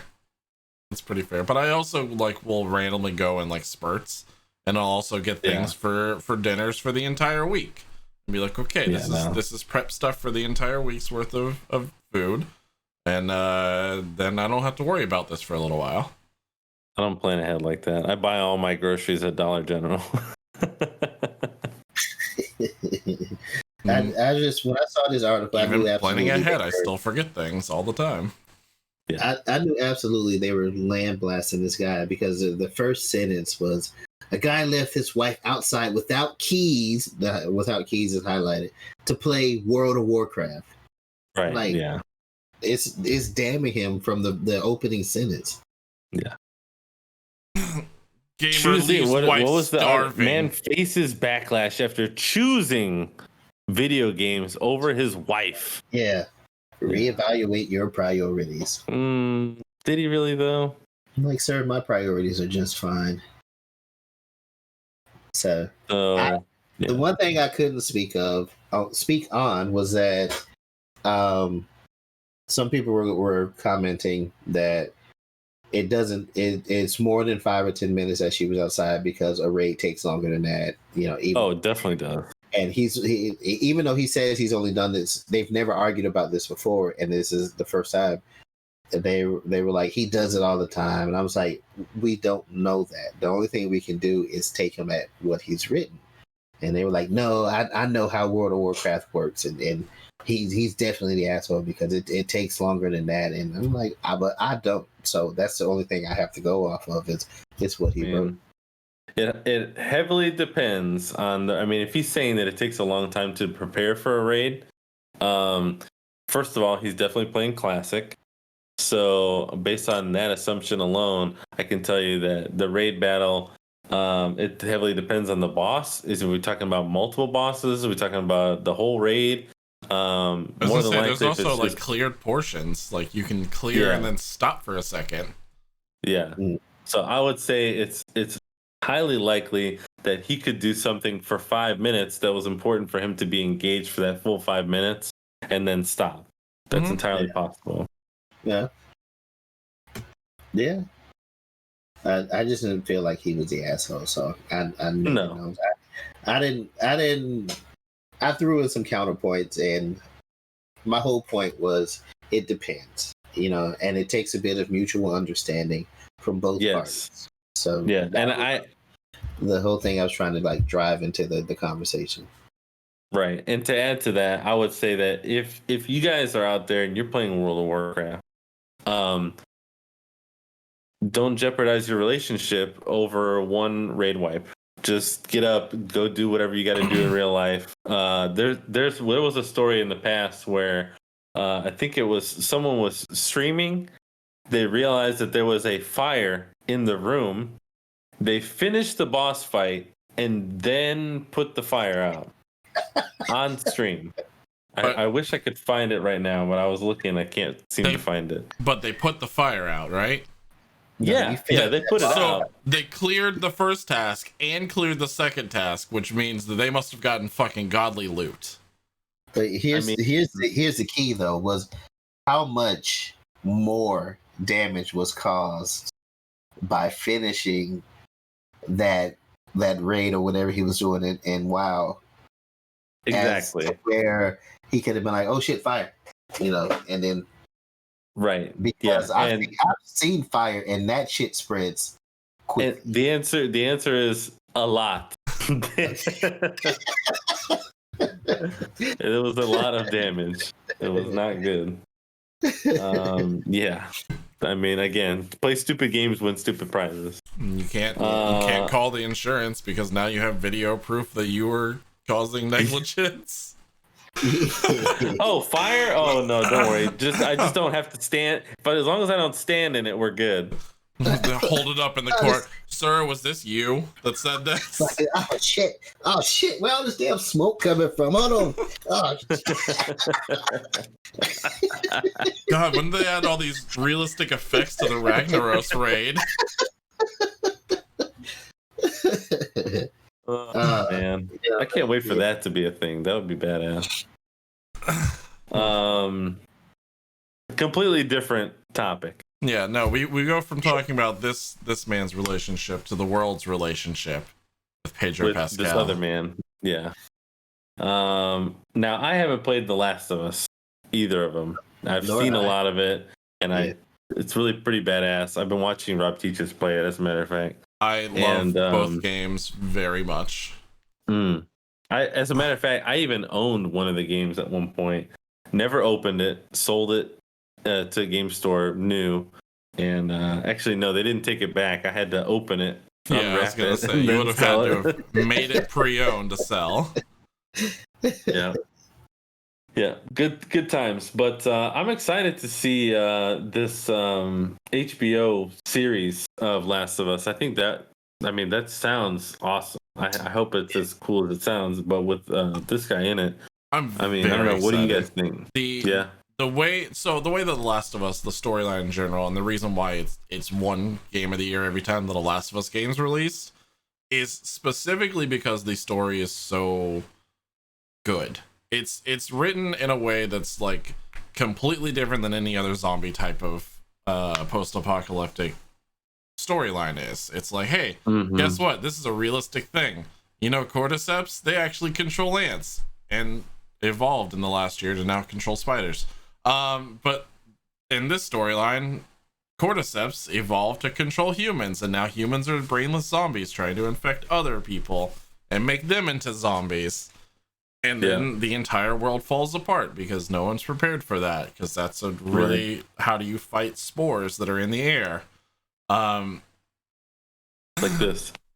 Yeah. With masks. Those things that you should be wearing. Absolutely. Wasn't that an M. Night Shyamalan movie? What? The spores in the air were causing people to do crazy things. With Mark Wahlberg? Was that The Happening? Is that the one with Mark Wahlberg? I don't remember. I have no idea. It sounds familiar, but it's written better than M. Night Shyamalan would have done. So I'm excited because seeing this on a screen, like the best parts of The Last of Us are absolutely the storytelling in it. More so than the actual gameplay itself. So seeing that like written off into a TV series, fucking perfect idea. Should have been done years ago. Love it. I'm very mixed on the casting. I love Pedro Pascal. Sure, he could play Joel. That's like Troy Baker was the obvious and should have been Joel because he is Joel. But Pedro Pascal will do fine. I'm not okay with the person that casts as Ellie. Who did they cast as Ellie? Hold on. Before you go any further, you said Troy Baker. Was he the voice of Joel? He's the voice of Joel, and he looks like a younger Joel. Okay. Like he fits the role of Joel in almost every way. He was the clear choice, but I mean, it's fine. The person they cast as Ellie, who the character model itself was very loosely based on Ellen Page, Elliot Page. Elliot Page. They have the little girl who played the one ruler in Game of Thrones. I can't remember her name. Her last name is Ramsey, though. Oh, I know who you're talking about. Yeah. Oh, when they dethroned Ramsey, and she took was it his cousin or his sister or something? No. It was a little girl this ruler. Was the other, Oh, in the with Jon Snow, and they met with okay. Yeah. The badass like little girl ruler. The incredibly badass ballsy little girl. The one who like literally fought a giant. Yeah. I will have to see how she does in acting in that kind of thing, but it is such an incredibly like Joel's a very like grungy, serious kind of overly depressed kind of person, and Ellie in the game is the complete and total opposite of that. She's a very lighthearted human who's constantly making puns and jokes throughout the entire series. They Robin to his Batman. But yeah, basically. She doesn't fit that role for me. Like, she was a very, very fucking deadly serious person in Game of Thrones. But have we seen her in Again, I was gonna say it's a different show. I don't see there being a problem until there's a problem. One of the biggest things for me was until you see them in a role like that, it's kind of hard to picture them because fucking Robbie Pat was always a sparkly vampire to me. And when they cast him as emo Batman, I was just like, I can't see him as that. Yeah. So, no, I thought the same thing about, like, I always compare that kind of thing to Jim Carrey in Number 23. Like, he was not funny at all in that movie. And it actually worked really well, in my opinion. So I could see her pulling it off. I don't know that she's necessarily got that. I mean, honestly, like, obviously Ellen Page, I feel like at this point probably is not interested in that role. No, but I don't know who else would really fit into that role. Maybe the girl who did gosh, now I'm gonna not remember the name of the show. It's the one about the girl who her mom made her pretend that she was sick. Fuck, I'll think of it later. In any case, I mean, there's a couple other people I could see filling that slot, but I don't think she's a bad choice. No, I mean, I again, I'm just gonna have to see how it plays out, like how she does in that role. Yeah. I didn't realize Pedro Pascal was also in Game of Thrones. Yeah. Yeah. That just clicked for me. It was Prince Oberon, wasn't he? He was one of the best characters, yeah. He got killed by the Viper. I was gonna say until he died. Well, he got killed by the mountain. Game of Thrones. Yeah. I mean, honestly, not many people could have gone up against the mountain. And even in real life now, not many people could go up against the mountain and live. He's a fucking mountain. Like, he's literally a mountain. That man is an actual beast. He had that fight won if he wasn't showing off. Yeah. No, he absolutely lost because of him being way too cocky. Yeah, like, number one rule, never turn your back on your opponent. Right? Has nobody seen Nightmare on Elm Street? Jeez. Never. Ever. I think they learned by now. I'm hoping that the writing is... So they also cast the writers for the show are the same people as I think we talked about before, is the writers who did the Chernobyl show for HBO a while back. So I'm just hoping that they write the story for this really well, because that's one of the big things that's going to make or break this adaptation. Yeah. Agreed. Oh, it's one of those, like, I'm nervous but also excited about this thing. Like, I really want a good video game TV show. Yeah, I know it's not on our list, but I'm all for our video game movies, and we got a trailer for Mortal Kombat this week. We did. I still haven't seen it yet. Oh, wow. You got to go watch it right after this. I'm not even kidding. I must say, when I heard about they were going to reboot Mortal Kombat, I wasn't thrilled. But after seeing the trailer, I'm a little bit more. I am a little bit more of a fan now. So. I'm going to be honest. This movie is giving me those kind of feelings where I don't care if the story is bad. Okay. Like, I never cared if the original story was bad. Even Armageddon, like, hit a couple, like, points for me that I really just wanted to see stuff. And they put it in a movie, and I was like, okay, cool, I got to see it. Yeah, it was terrible, but it was still Mortal Kombat, like, it was still live action Mortal Kombat, and that was cool. And honestly, all the kooky shit, like, when it comes to movies, I think John and I share similar sentiment where it's like, it's, even if it's bad, it can be bad good. Yeah. We went over that description before. Yeah, Armageddon is definitely bad good. Goodness. because of how bad it is. So this being a huge improvement, I mean, just the special effects alone are extremely impressive. Like I've heard people comparing this to the fan-made Mortal Kombat like web series that was like extremely highly acclaimed. So yes, that's why I'm like, imagine that. I know you haven't seen the trailer yet, so imagine that miniseries plus Hollywood level special effects, where, like, for example, you see a close up of Sub-Zero, like this close. This is the framing, and the ice sword forming in front of his face, and it looks like real fucking ice. Like, that's a dream.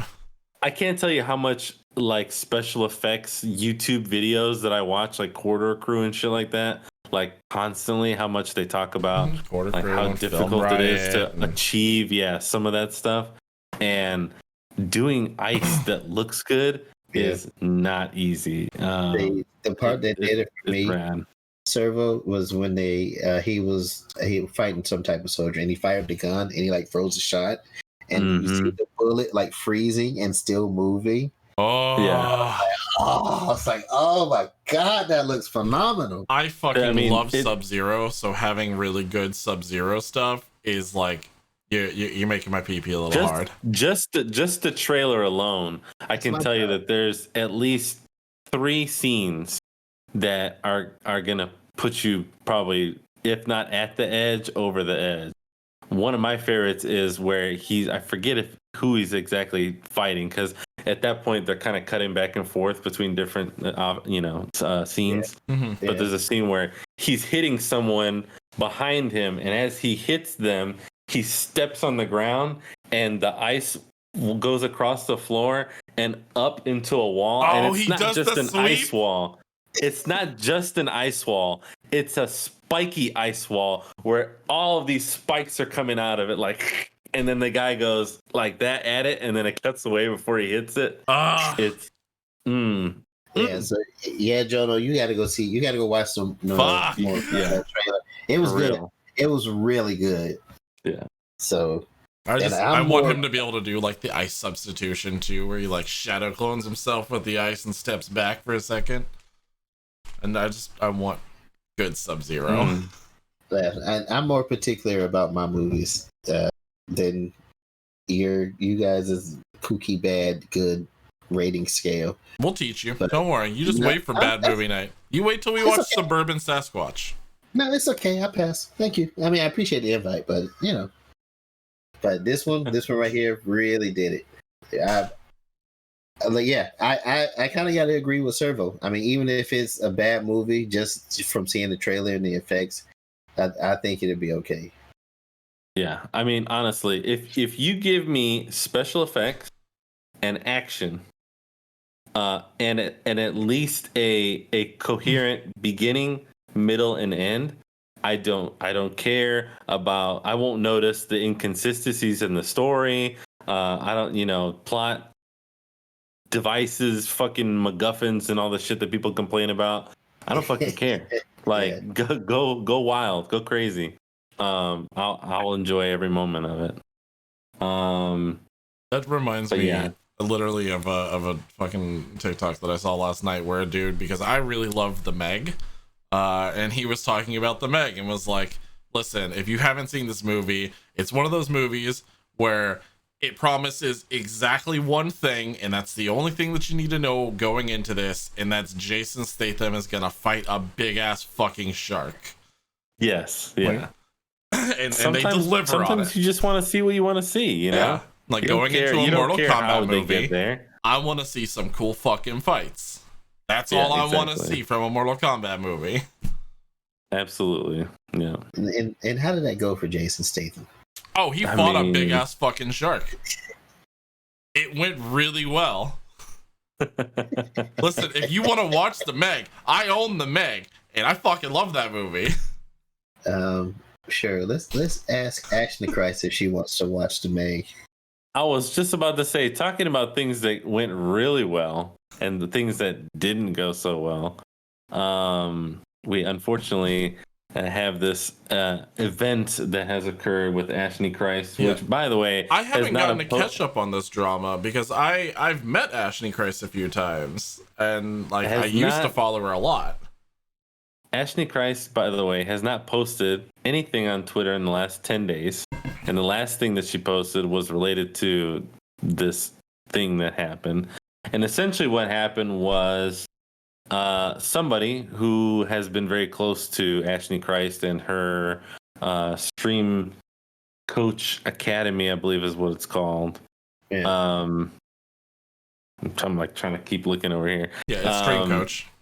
Yeah, basically what happened is she kind of revealed a lot of things about what happened, how Ashnichrist has kind of pulled the wool over a lot of people's eyes in terms of how she's been selling the coaching academy, using things like saying that she got partnered in 5 months after building a following on YouTube and things like that. That number has changed a lot, by the way. She used to say she got partnered within 3 months. Yeah, I think it was 3 months. Again, I'm just kind of going off of what I remember. But because basically what happened was this person ended up linking a very long article that goes through a lot of different things that occurred. But kind of the main points are first of all, Ashnichrist basically created a project, a secret project to create her partnership, and that's how she hit partner so quickly. She basically signed up 80 people who all agreed to be a part of her stream every time she went live, and that's how she got partnered. It was basically an agreement between her and these people, and unsurprisingly, a lot of those people are also partnered now. So they're also being kind of looked at sideways because of the way that they came into becoming partner. Not everybody's obviously known or whatever, but in any case, then it goes on to discuss a lot of the coaching programs and how Ashley unfortunately promised a lot of things and then didn't follow through. She took in a lot of money through Patreon, especially basically saying that if you were to give so much money through Patreon, that she would offer different things such as coaching and one-on-one sessions and things like that in order to, obviously help these people bring up their streaming and videos and, their social media presence in general.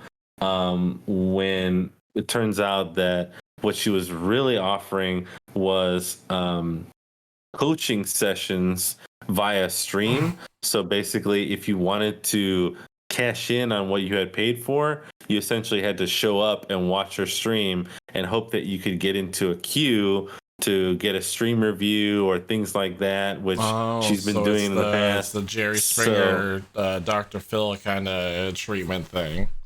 Exactly. So what she was doing was saying, hey, come watch my stream and I will help you, when really what she was doing was bolstering her own numbers. And I don't know if it was necessarily all intentional. Again, if you go on her Twitter right now, there's a lot of apology posts talking about specific people who were mentioned in this document that I have, which again, I can link to anybody if you're interested in reading it. Yeah. But it's long, 6 pages long. Let's go ahead. It's pretty long. Go ahead and link it in chat, and I'll. There's chapters to it. I'm usually not the one who follows the group. I don't know. I may have an unpopular opinion, but to me, this kind of sounds like another instance of Gamer Girl bathwater, where they're just using whatever tools are at their disposal to make their buck. Now, well, I'd followed her for a while, and she had good advice during like the very beginning of her career, because I a few years ago. Some of her videos. I posted some of her videos in our Discord. Yeah, in our content I would say camp. Day one when I started streaming, I came to Jono because I knew Jono was really the only streamer that I knew IRL. and I said, Jono, if you could give me some tips on what to do. And I got to be honest, like the first 3 videos that he sent me and that I watched and that I did everything that they said, they were all from Ashnichrist. And honestly, it's not bad information. I'm not saying that she's necessarily like giving people bad coaching, but what she was promising was a lot more than what people were paying for. So in other words, the big problem comes from her taking in all this money and not not actually delivering on the products that she was trying to represent. Yes, thank you. Yeah, exactly. Yeah. Because So looking at the way that, I don't know how people, I guess, they're upset that she became partner that way. To me, that seemed like a pretty smart ass idea, signing up 80 people to like hop into your stream and watch it, and you follow them. That seems like I'm sure everyone would like to do that. I'm just saying, if I had like 75 more friends and, we all just made a secret cult pact and, signed it in blood and we all get partner. Yeah, absolutely. They could dedicate the time and be there. Hell yeah. I've seen people who have, who has paid for the UFC fight and streamed it on Twitch under the UFC, like the fighting game. The game, yeah. And have gotten hundreds of thousands of views. Yeah. And then like the next day, and I guess at the end of the month, it all balanced out to like 75 and got partnered that way. Mm-hmm. So it's literally a case of work smarter, not harder. Yeah. Yeah. So I'm not, am I mad? I probably would be more upset if I invested some money into like getting one-on-one coaching and not receiving what I felt like was my money's worth. I'd probably be more upset about that. But like I said, I think she's just using the tools at her disposal to step above the game. Yeah. And here's the thing is that it's kind of interesting because, I guess if everybody did that, then I don't know. I guess everybody would be partnered, or you know what I mean. Like the being partnered necessarily wouldn't mean as much, or whatever. It's kind of like again, like we were just talking about it. If the 3 of us found 73 other people that wanted to again support literally every stream we watched or every stream that we streamed. We could become partners, but that's not what being a partner actually is. It's like a fake partner. Like, those people are supporting they're your community, but they're not a real community because essentially you're paying them in a way. Because I mean, obviously there's some sort of transaction going on there. 80 people don't just like show up to literally every stream that you do, for nothing. But I mean, then there's the issue of like, is this closer related to like paying for bots? Is this closer related to like paying for that's kind of what I'm getting at somewhere? It's kind of like botting because I mean, again, like what's stopping me from putting a post out that says, oh, I don't know, hey, small streamers out there, if you would like to sign up for this service, you can get, partnered in 3 months. And then behind the curtain, basically all we're doing is saying that, oh yeah, I'm going to pull up 80 tabs on my computer, and it's going to be all of these people. And whenever they go live, I'll be counted as a viewer, and then eventually, basically that's how you get partnered. Is everybody did that for every other person. Right. It's kind of like I don't know what the term is, but it's kind of like a I want to say a pyramid scheme, but that's not it at all. I was thinking the same thing. It's very similar to a pyramid scheme. Yeah. It's very similar. It's like I came up with this idea, so I'm on top, and then everyone you sign up 2 friends, and then they get to also get partnered, and then they sign up 2 more friends, and all of a sudden you guys got a bunch of useless product that you can't fucking do anything with, but you got to keep signing up more people. Yeah, Yep. I got partnered, so you guys don't worry. The partnership is gonna trickle down to y'all eventually. Like, as soon as I get partnered, don't worry, we're gonna reciprocate this action so that you also get it. Totally. This is how cults start. Yep. And then after I get partnered, I'm like, Don't fuck talk this about my shit, I'm stream in here. This is how your cult starts.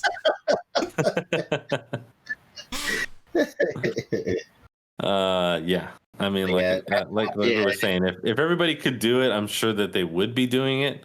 And trust me, when I first heard about that, I went, damn, that's smart, but at the same time, it's not smart, because as soon as other people find out that you're doing it, then they find out how disgenuine you are, and then they're like, okay, well, But what? Your expertise means nothing. Yeah. But would it though? Because I mean, we're not in the same boat as Ashnichrist. She's more well known, and I think that's part of the reason why she's getting more flack. So just like Servo said, if you went out and threw that post up, it's like, hey, if 80 people come on, sign up and follow the stream, the first question they're going to start asking is who are you? I mean, but Servo that's is the right. thing. It invalidates all of the advice that she's giving anyone if she didn't follow her own advice to get partner.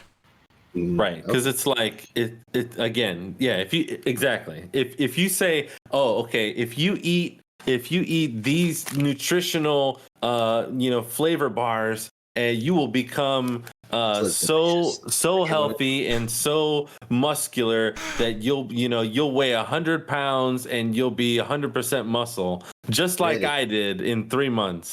And then you're telling these people how to do this stuff, and that's not really how you did it. False information. Exactly. There's been also, I thought you just pulled out fucking people doing airheads. this.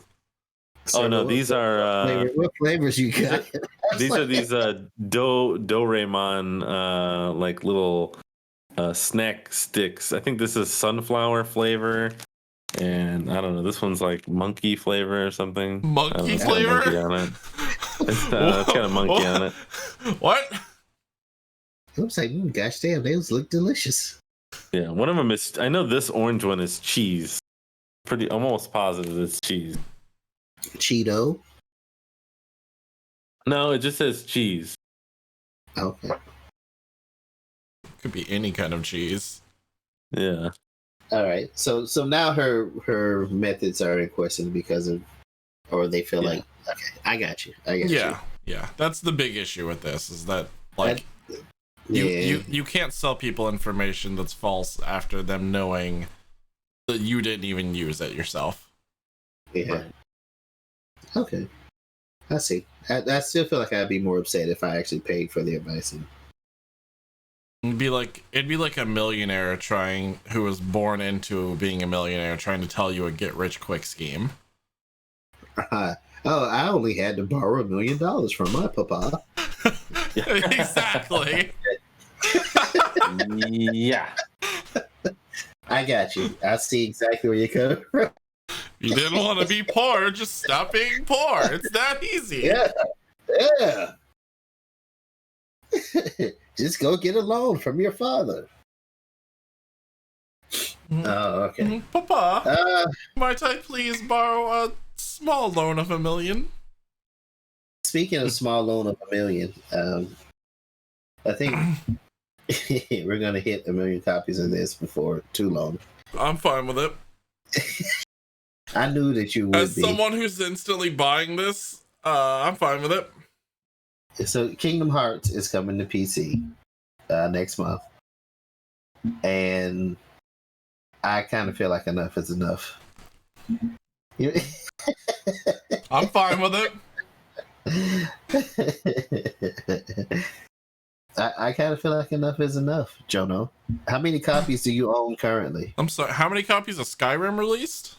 Don't fucking tell me when enough is enough. How many copies of Kingdom Hearts do you own currently? Are we talking about specific like editions? Are we talking about like the collection in total? Yes. The collection in total, 3. Except for number 3, which I only own 1 copy of.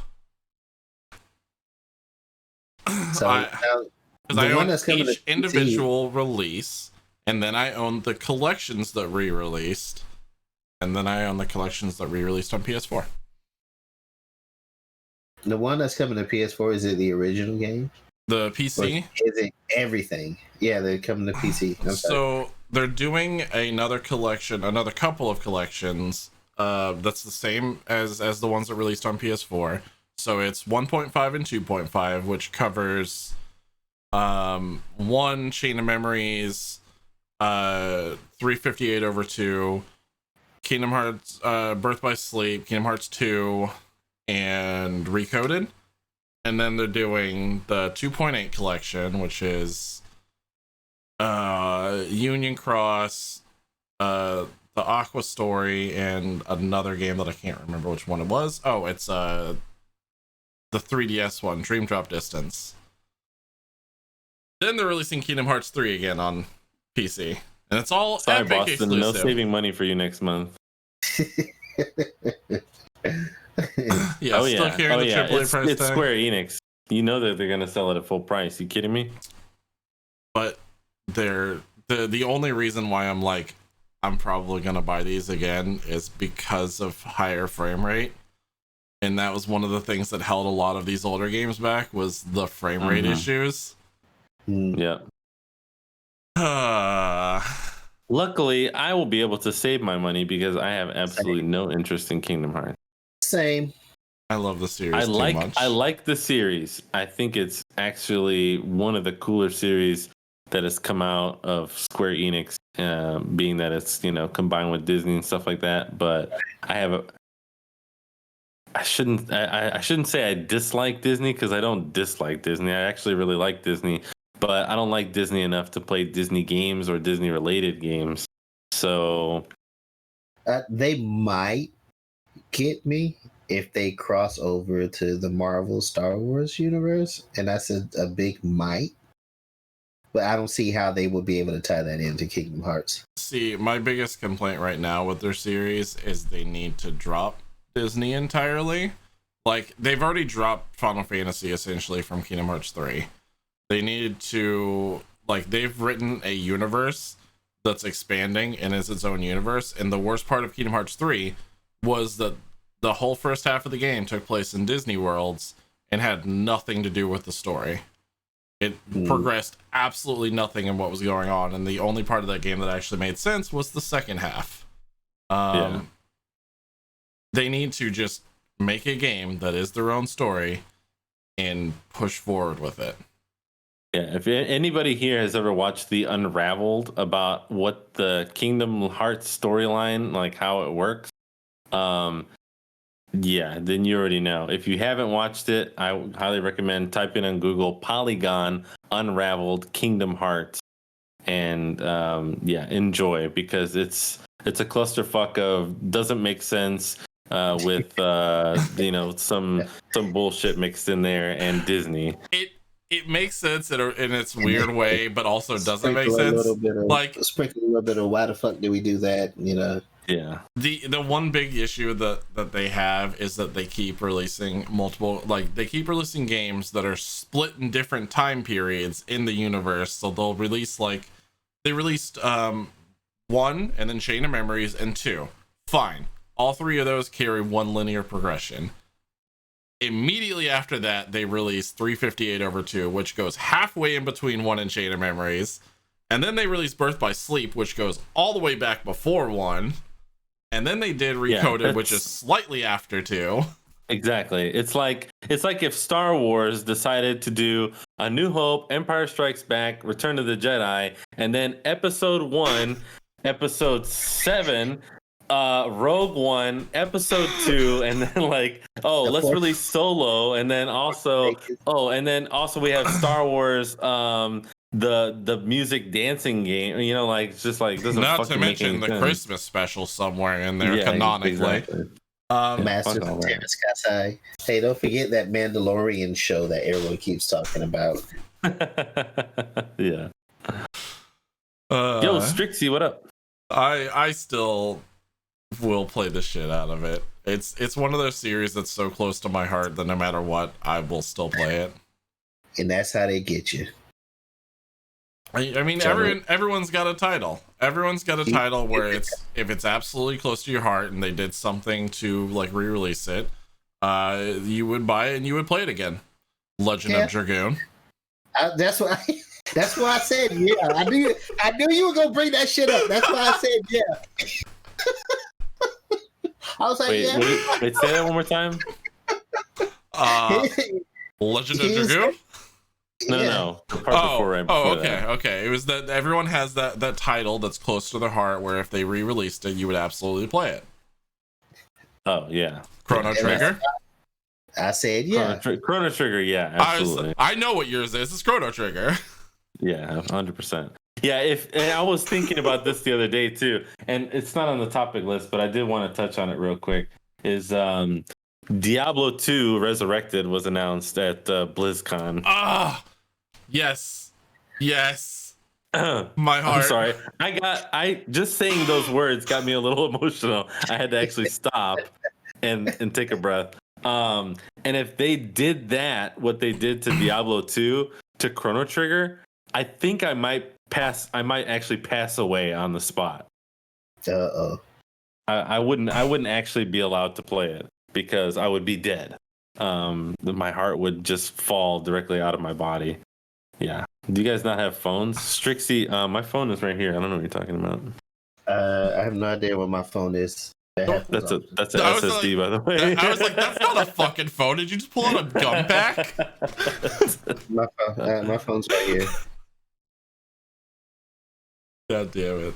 Yeah, I'm excited. D1? Yeah, I mean, I would like to see D1 too. I still need to go back and watch through the rest of the BlizzCon stuff. Like, I didn't see any of the Overwatch 2 stuff that was shown yet. The Overwatch 2 stuff was really cool.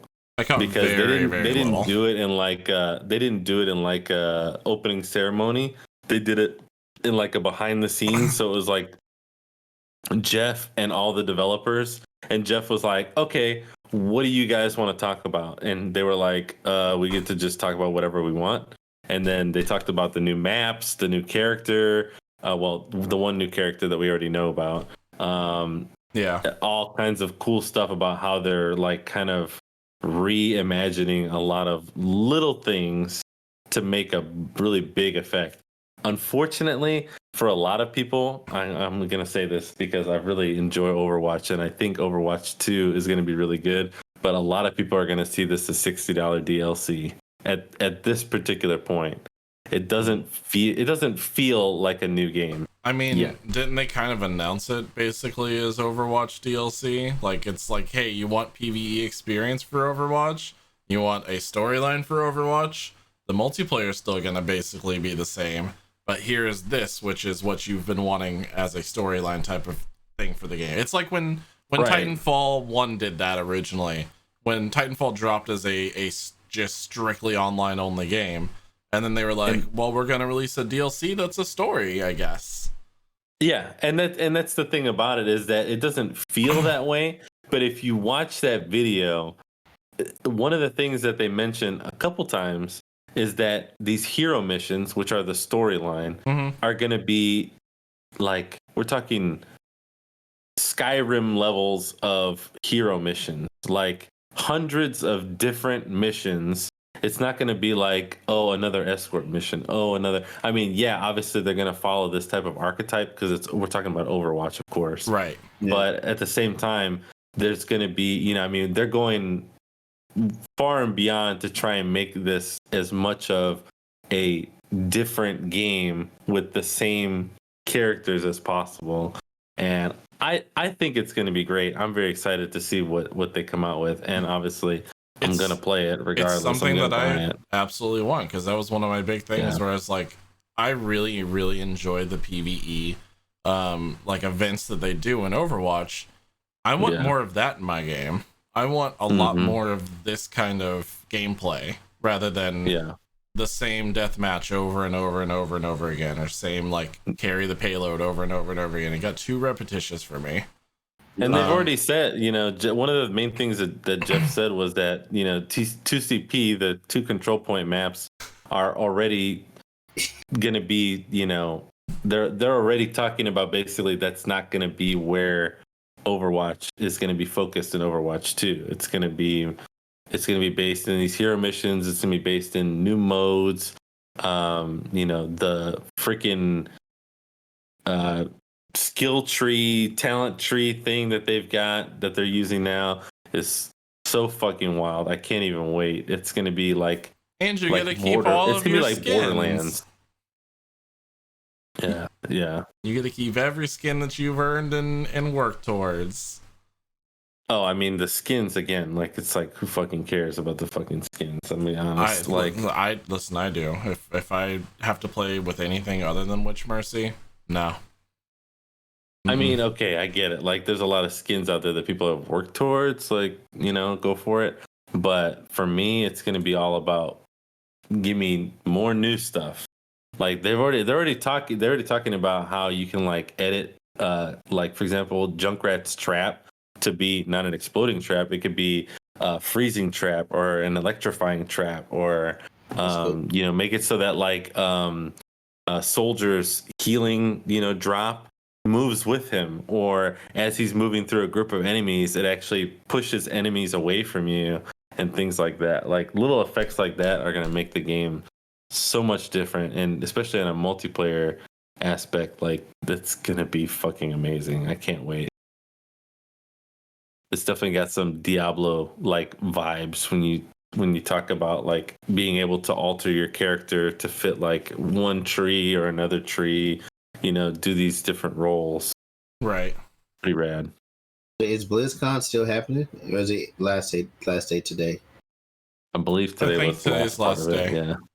And we still didn't get any StarCraft news. Nah. I mean, what are you expecting? Ghosts? That was you just burst his bubble. You seen that? Did you see the defeat in his eyes when you said that, Servo? How dare you? How dare you?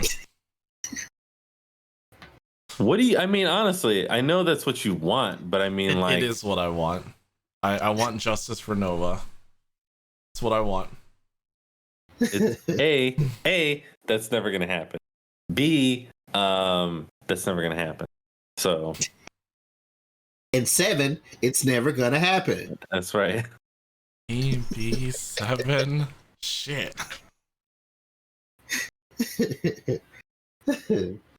Another thing, I don't know if you guys got the mention, also not on our list this week, but the 50-minute Nintendo Direct. Oh, yes. That popped off. I saw a quarter of it. I saw the beginning part of it, which was Smash. It wasn't, after that, it wasn't anything spectacular. I kind of called it. I was just like, oh, it's going to be a Smash character. It's going to be a new Mario game. It's going to be... Not just a Smash character.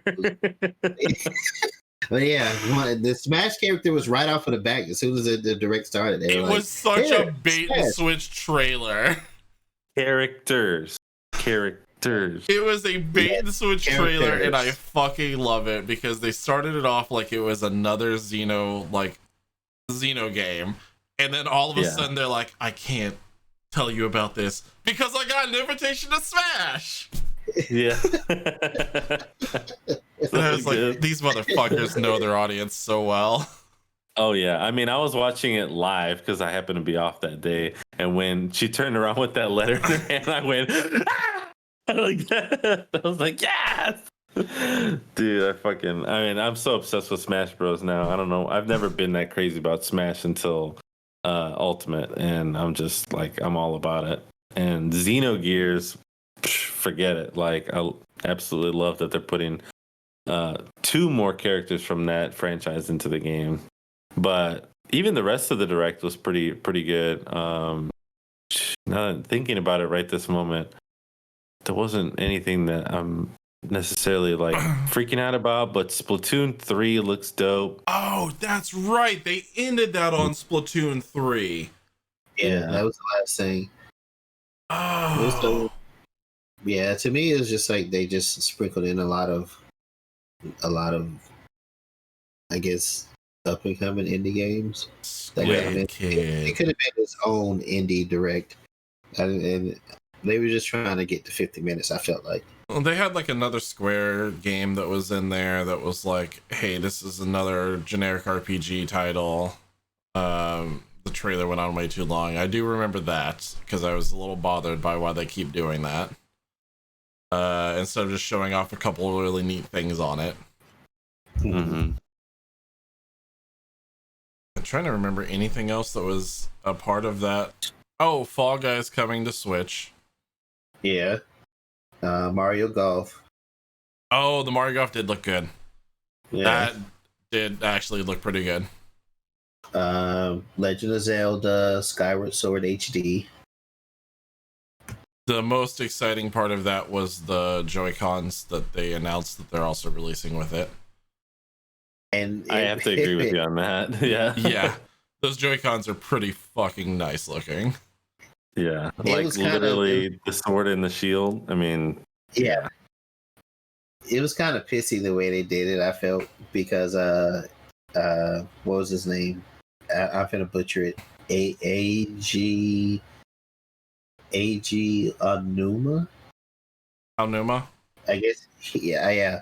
Because they showed him and he was giving a speech. He was like, "Hey guys, I'm AG Anuma, and I know you're waiting for news on Legend of Zelda Breath of the Wild 2, but we don't have any. So we're gonna give you Legend of Zelda Skyward Sword HD instead." I mean, they did I was that. like, They did that before. They did that before Breath of the Yeah. or not before Breath of the Wild they released, but they did that before they had like an announcement for Breath of the Wild 2. They were like, "We know you're waiting on more Zelda news, and it's still being worked on right now. So instead, we've given you this as a peace offering," and it was Link's Awakening HD. That wasn't a peace offering. That was not a peace offering. Star Wars Hunters, I want to know more about. They did that with a Pokemon title too? Now that I'm thinking about it, that was when they did the first re-release of one of the titles. They were like, "Sorry, I we thought it don't was have Animal Crossing. Was it? I No, think it they was just Animal Crossing. they just straight up apologized for Animal Crossing.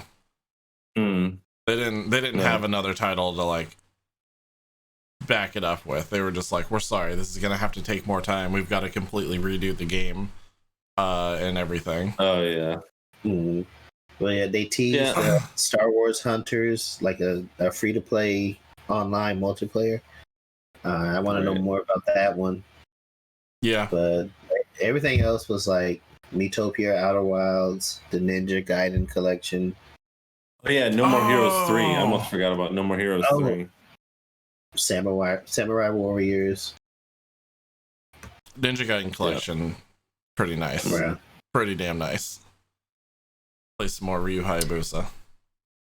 Oh, actually, I forgot that. Well, like I said, this Neon White game was interested. It piqued my narrative game interest. But like I said, some of these could have just been their own little indie direct that Nintendo could have did.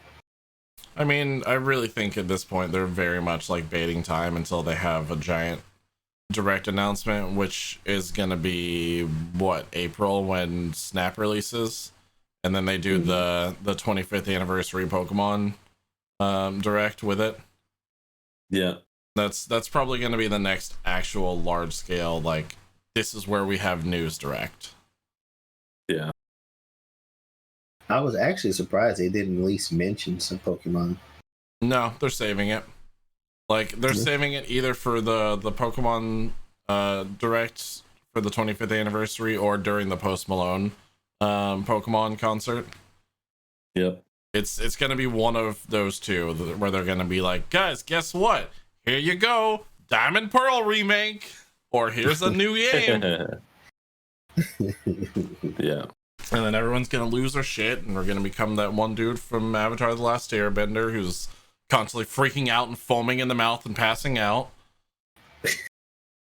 Yeah. At And least then of course that's gonna be me. towards summertime we've got E3 to look forward to. So and that's really Right. not that far away. Yeah. So they always do a big direct with conjunction with E3. So And Treehouse Live. I mean, yeah, I'm excited. I'm excited.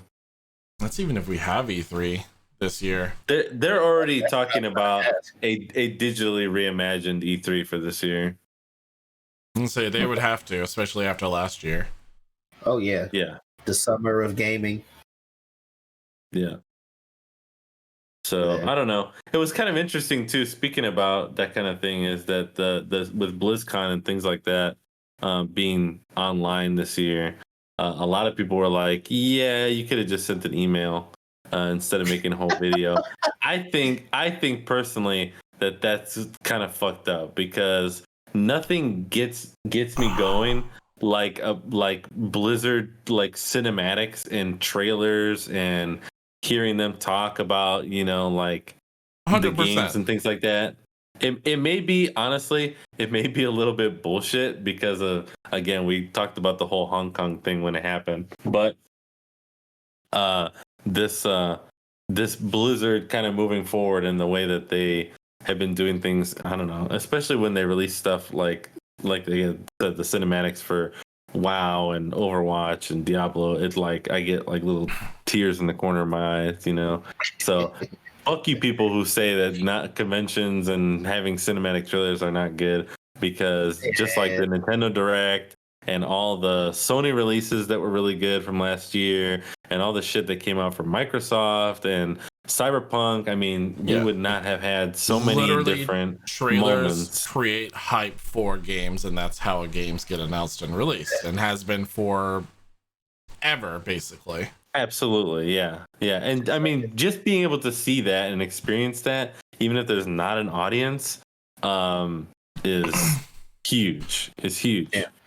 I mean, just like it's done for movies. I think we discussed before. We were like, all cons was an experience. I mean, everyone paid for the experience to go to the conventions and whatnot. Yeah. And I think a lot of the people that are complaining that it could have been sent in an email would have also complained that they just got an email instead of a trailer or a Of course. Absolutely. I mean, there's everybody's a critic. I mean, honestly, I think most of those people, I mean, I've never been to a con before, but I think most of those people who are complaining, they're just pissed off that they didn't get to have hotel sex with furries this year. So, whatever. I mean, I've always missed my hotel sex with furries, but I'm not staying in a hotel with you ever again, lad. So one other thing while we're on the BlizzCon topic, which is again not on our topic list, but the fiasco with the Metallica concert during the live stream, when every other channel, Blizzard didn't mute it on their channel, but the Twitch main special page, their specific channel, played royalty-free music over the Metallica concert, which is the most ironic shit in existence. Right? I gotta tell you, I was watching it both on the Blizzard website with a friend in Discord, and I was watching the Twitch live stream. I forget what my reasoning was for doing that initially. I think it was because Twitch was kind of jumping between the more important streams. Mm-hmm. But when they cut to Metallica, obviously Metallica introduced themselves first, so you could hear Lars and the other guys, they were like talking, and he's like, we're Metallica and thank you for being a part of BlizzCon and blah blah. And then I mean, it went like on one ear I'm hearing the guitar, bah, bah, bah, bah, and on the other side I'm hearing like elevator music, and I'm like, wait, what just happened? And I like muted one, and it was like, oh my god. And I mean, I think I almost fell out of my chair laughing, because I mean, the three of us were definitely alive during the Napster era. I was gonna say, Like, there's we no were way there. that anyone doesn't remember Lars Ulrich being one of the lead people fighting against the Napster piracy and causing what is the DMCA issues that we have today. Yep. Getting and fucking DMCA royalty-free music over on a live stream is fucking poetic justice. That's what it is. Absolutely it is.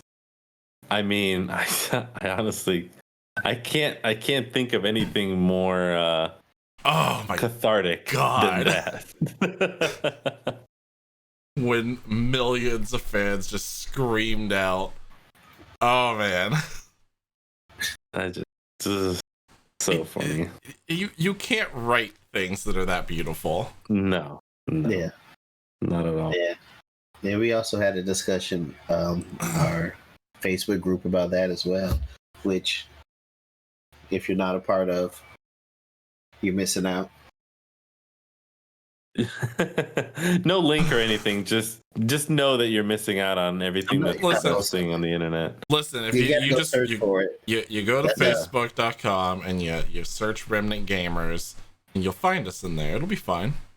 There's a link on our website too, remnantgamers.com. Yo, Jack don't care, welcome. remnantgamers.com/gamergo. Go look for it. That's how I know you really want it. Someone DMCA Jono whenever he says that. So royalty free music played over him. If I could royalty free music over myself every time I talk, I would have way too much fun with that power. Yeah, me too. I would abuse the fuck out of that. Can you guys hear him? Is he talking? All I hear is elevator music. Do, do, do, do. Strangers in the night. It's literally just Lat singing in the background. We can do that. Yeah, I was gonna say we can make that happen too. We could.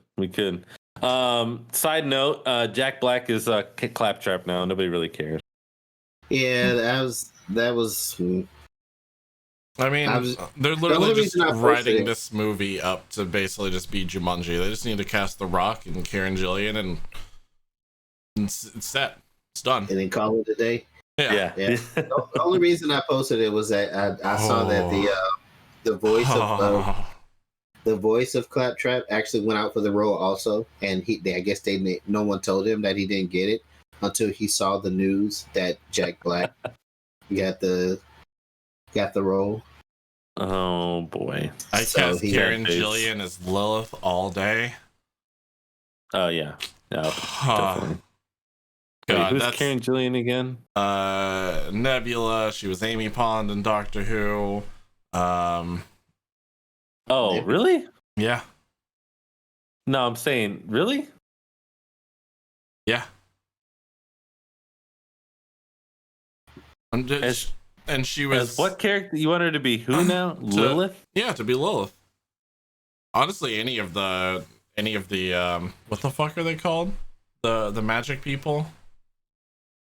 I can't remember what they're called in the Borderlands universe. Yeah, magic.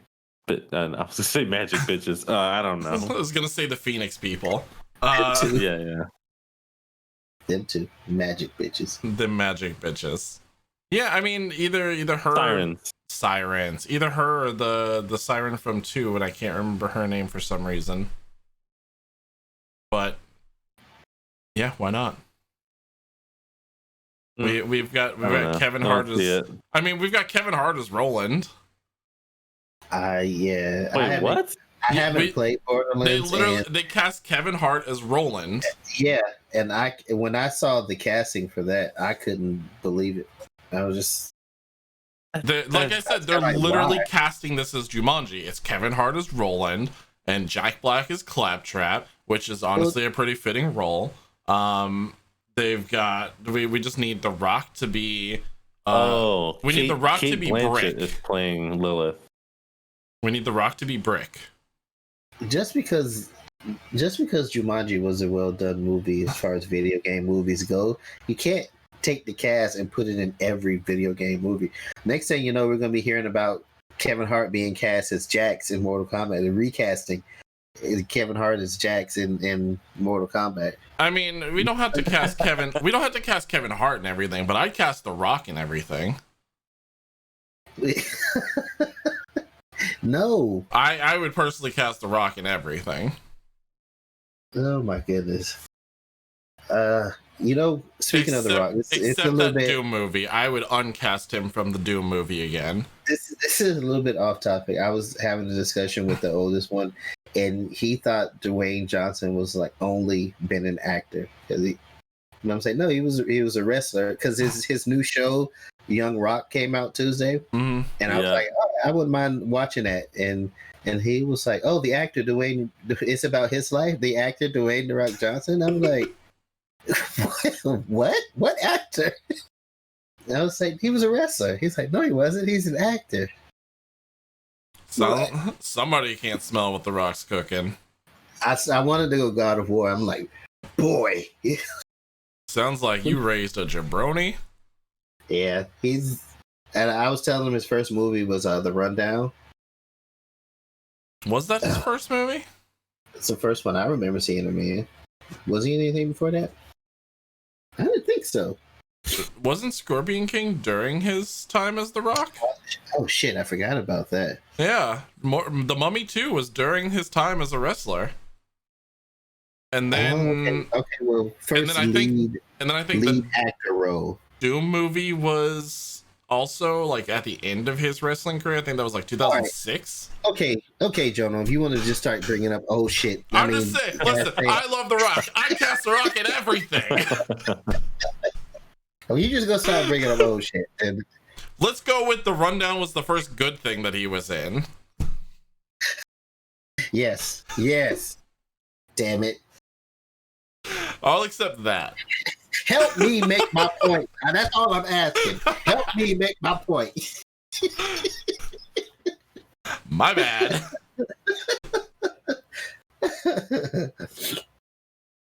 All right. Anything else that didn't make the list? Nah. Yeah, no, I'm good.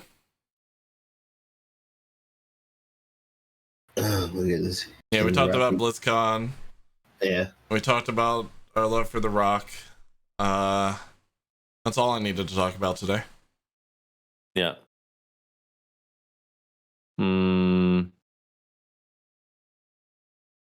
What do we got coming up? No, that's it. So today's Sunday. So Wednesday, as always, don't miss out on the Survival Boys. They're gonna have a 1-minute stream this week, so that they can come and watch me play Pokemon on my stream. No big deal. Go check that out. So we actually might be going back and playing Labyrinth again.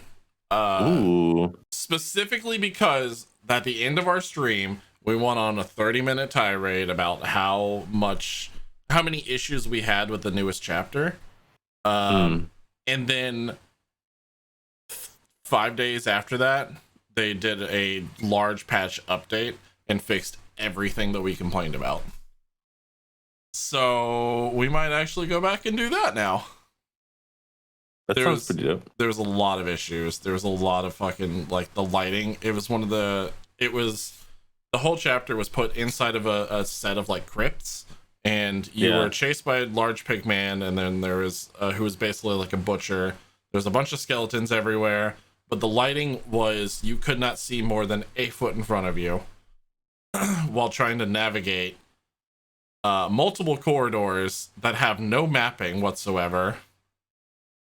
And like procedurally generated every time you leave an area. That's what it fucking felt like, honestly, because I would literally mentally map, like, okay, I start from this spot, which is where you spawn, go to this area, take a right, go forward 3 hallways, and then I'd end up in a room. And I was trapped in a room because I was glitching the AI for the pigman because he was the most dangerous thing, and I figured out how to kind of glitch him into something. And so I was letting Moose figure out all the puzzles, and then he was like, okay, well, we'll trade places and you can go figure out the puzzles. I told him the exact path that I took. He did not end up in the same spot at all. Well, I mean, you're talking about Moose here. That's true. Maybe there was a patch note that'll update Moose too. Who knows? But no, JK, love you, Moose. There was a lot of issues that were going, like, wrong with that entire chapter in general. So now that they've updated and fixed it, they've increased the lighting, they've reduced the amount of tunnels that are in there because a lot of them were dead ends or like led in circles with one another. They've fixed a lot of the pathing, they've fixed a lot of the AI for the enemies. So we're probably going to go back and redo that stream. Cool. Hopefully. That's pretty hype. And then, of course, we'll be back Friday. We got game night this Friday. Do we have a game chosen already? I think we're gonna. Not yet. I thought we had like, golf with friends. I thought there was community night golf. Oh shit! What day is it? Am I wrong? You may be right actually. I was supposed to make a calendar, but I didn't do that because I'm a bad person. So we'll all be confused, but it'll be in the Discord. So no worries there. We'll figure it out. It's probably going to be golf. So if you like playing golf February with friends, and you 26th, have Game Pass. Yeah. Okay, perfect. Golf with friends. So if you guys have golf with friends, it's free on Game Pass. It's included with Game Pass. So if you guys have that game, feel free to join us so we can all play some crazy golf and scream and yell at each other when we're hitting each other's balls and things like that. So fun times. And then, of course, we'll be right back here Sunday for the podcast, 7 p.m. ish, as usual. Sunday is the last Sunday of the month, which we have started doing giveaway. This month is going to be a World of Warcraft giveaway, correct? Correct. So we got some World of Warcraft items. So don't forget to join up. You got to be in the chat to win stuffs and tell all your friends. When do we get to do the Valentine's Day giveaway, which is just a date with me? It's already passed. Yep, Valentine's Day is already passed. Sorry, Donna. You're gonna have to give yourself away for free. Every year. Every damn year. As soon as Valentine's Day is the last Sunday of the month, then we'll give you away. Yeah. Okay. That sounds like a plan. I'll accept those terms. Yeah. Okay. Johnny, you got any streams coming up on your channel? Well, I want to start. I found a new thing, which is a new program that lets chat basically completely make or break games. And I'm gonna do Dixper? some. What? Is it Dixper? Yes, it is. Yeah, I have. Ironic, because I was about to ask if you knew about it. Yay! I want to do some Minecraft hardcore runs with it, but I also found an adventure mod that I want to do with it as well. So I'm either going to stream tomorrow or Tuesday, and then of course Survival Boys. Sounds good. All right, hell yeah. Lat, what you got going on now that you finished Paradise Killer? Yeah, now that I finished Paradise Killer, I've narrowed it down to 2 other games that I want to try. One of them is My Aunt is a Witch. It's another narrative game about a young gentleman who finds out that his aunt is a witch and wanting her to teach him. And the other one is Dead Cells that I've never had a chance to play. So Dead Cells is fire, bro. I think you're gonna like. You like roguelike games? Fucking great. Yeah, it depends. I've been hit or miss with roguelike games. All right. Well, this one allows a lot chat interaction, so that one's pretty dope. Yeah. Okay. The oldest was playing it on his phone, and it caught my eye, and I'm like, "What is that?" And he was like, "Oh, it's Dead Cells, Dad." And I'm like, "Oh, I've heard of that." And I was like, "Yeah, I wouldn't mind playing that." So I picked it out a little bit. I would definitely check it out. Tuesday, either of those, I'll be playing. It is very good. And then, as usual, Jack and I are going to be teaming up for a Monday night stream tomorrow night. The Neko Neko Spacecast Future Perfect OAV Eternal. In case you guys are unfamiliar with the name of the stream, that's one of them. So what was that again? The Neko Neko Spacecast Future Perfect OAV Eternal. Oh, okay. I just wanted to make sure you had to memorize this time. Oh yeah, definitely. I'm also reading chat at the same time. You know, I do things. So that's gonna be tomorrow night. More than likely, we're gonna be probably playing Minecraft since we didn't get to play it last week because we got so into a game of chess that we kind of forgot. Who knows? We might actually end up just playing chess. Maybe we'll build a chessboard in Minecraft and then play chess on it. Ooh. Something like that I feel like could happen. Yeah, that was a crazy long game. And the only reason that Jack even got close to losing, which I don't consider it a loss, was because, and those of you who are watching my stream saw that about halfway through when I blundered, I started using a bot to beat Jack. So yeah, good times. Yeah, Jack got botted. So I made a pact with Jack that I promised to never use a bot against him without his explicit consent. Did you make him cry? So yeah, we'll be doing that. And then, of course, Wednesday, Pokemon stream. You can come to my stream, become a Pokemon. I'll name my Pokemons after you. And then I'll show all the other Pokemons to you. And hopefully we will defeat the Turffield gym. I'm sure that it'll take a while because I've got some Pokemon that I need to level up. And then, as always, Saturday, Sector Smash. We got some interesting matches that I'm putting together for this one. We already had a triple threat match. We now have a doubles title, and we have a 6-0 undefeated champion. So it's getting pretty intense. Yeah, Nobu is pretty powerful. Give her time. She'll go down. So, oh yeah. I mean, honestly, the mighty fall. At this point, it's building up to a point where Batsy is actually getting very close to becoming number one contender because she's also undefeated, but she's only undefeated 2-0. So there's a couple more matches that have to happen in between that meetup. So we'll see if that happens or not. God, can you imagine an undefeated championship match where both are undefeated? Right. So that should be interesting. Jack and Young Link won a match. So Young Link's contract did not get torn up. So Jack agreed to stay with Young Link as his character. And we're going to see if Jack can continue his current 1-win streak. And I guess we'll the other matches will develop throughout the week. I'll be posting them in the Discord. So hope to see you guys all there and here and everywhere else. Yeah, on another streak. So all right, I think that just about wraps it up. If you guys are interested in listening to the audio version of any of our podcasts, you can catch us on Deezer. I always mention Deezer first because it's like the weirdest name. Deezer, Apple, Google Podcasts, Buzzsprout, fucking Apple Podcasts. I said Apple already. What else we got? Did you? You said Spotify already? Spotify. I think so. Spotify, the one that I use. Yeah, the one that I use regularly to listen to our podcast. Yes. Go to Spotify. Go to all those. Go check us out. And if you like the video stuff, you can catch our D&D and a lot of the other streams that we do on the YouTube channel. As well as some other fun stuff, and of course, there's all the VODs and clips and stuff on our Twitch channel. Hey, so feel free to browse through those. Yeah, where can I get one of those cool shirts that you're wearing?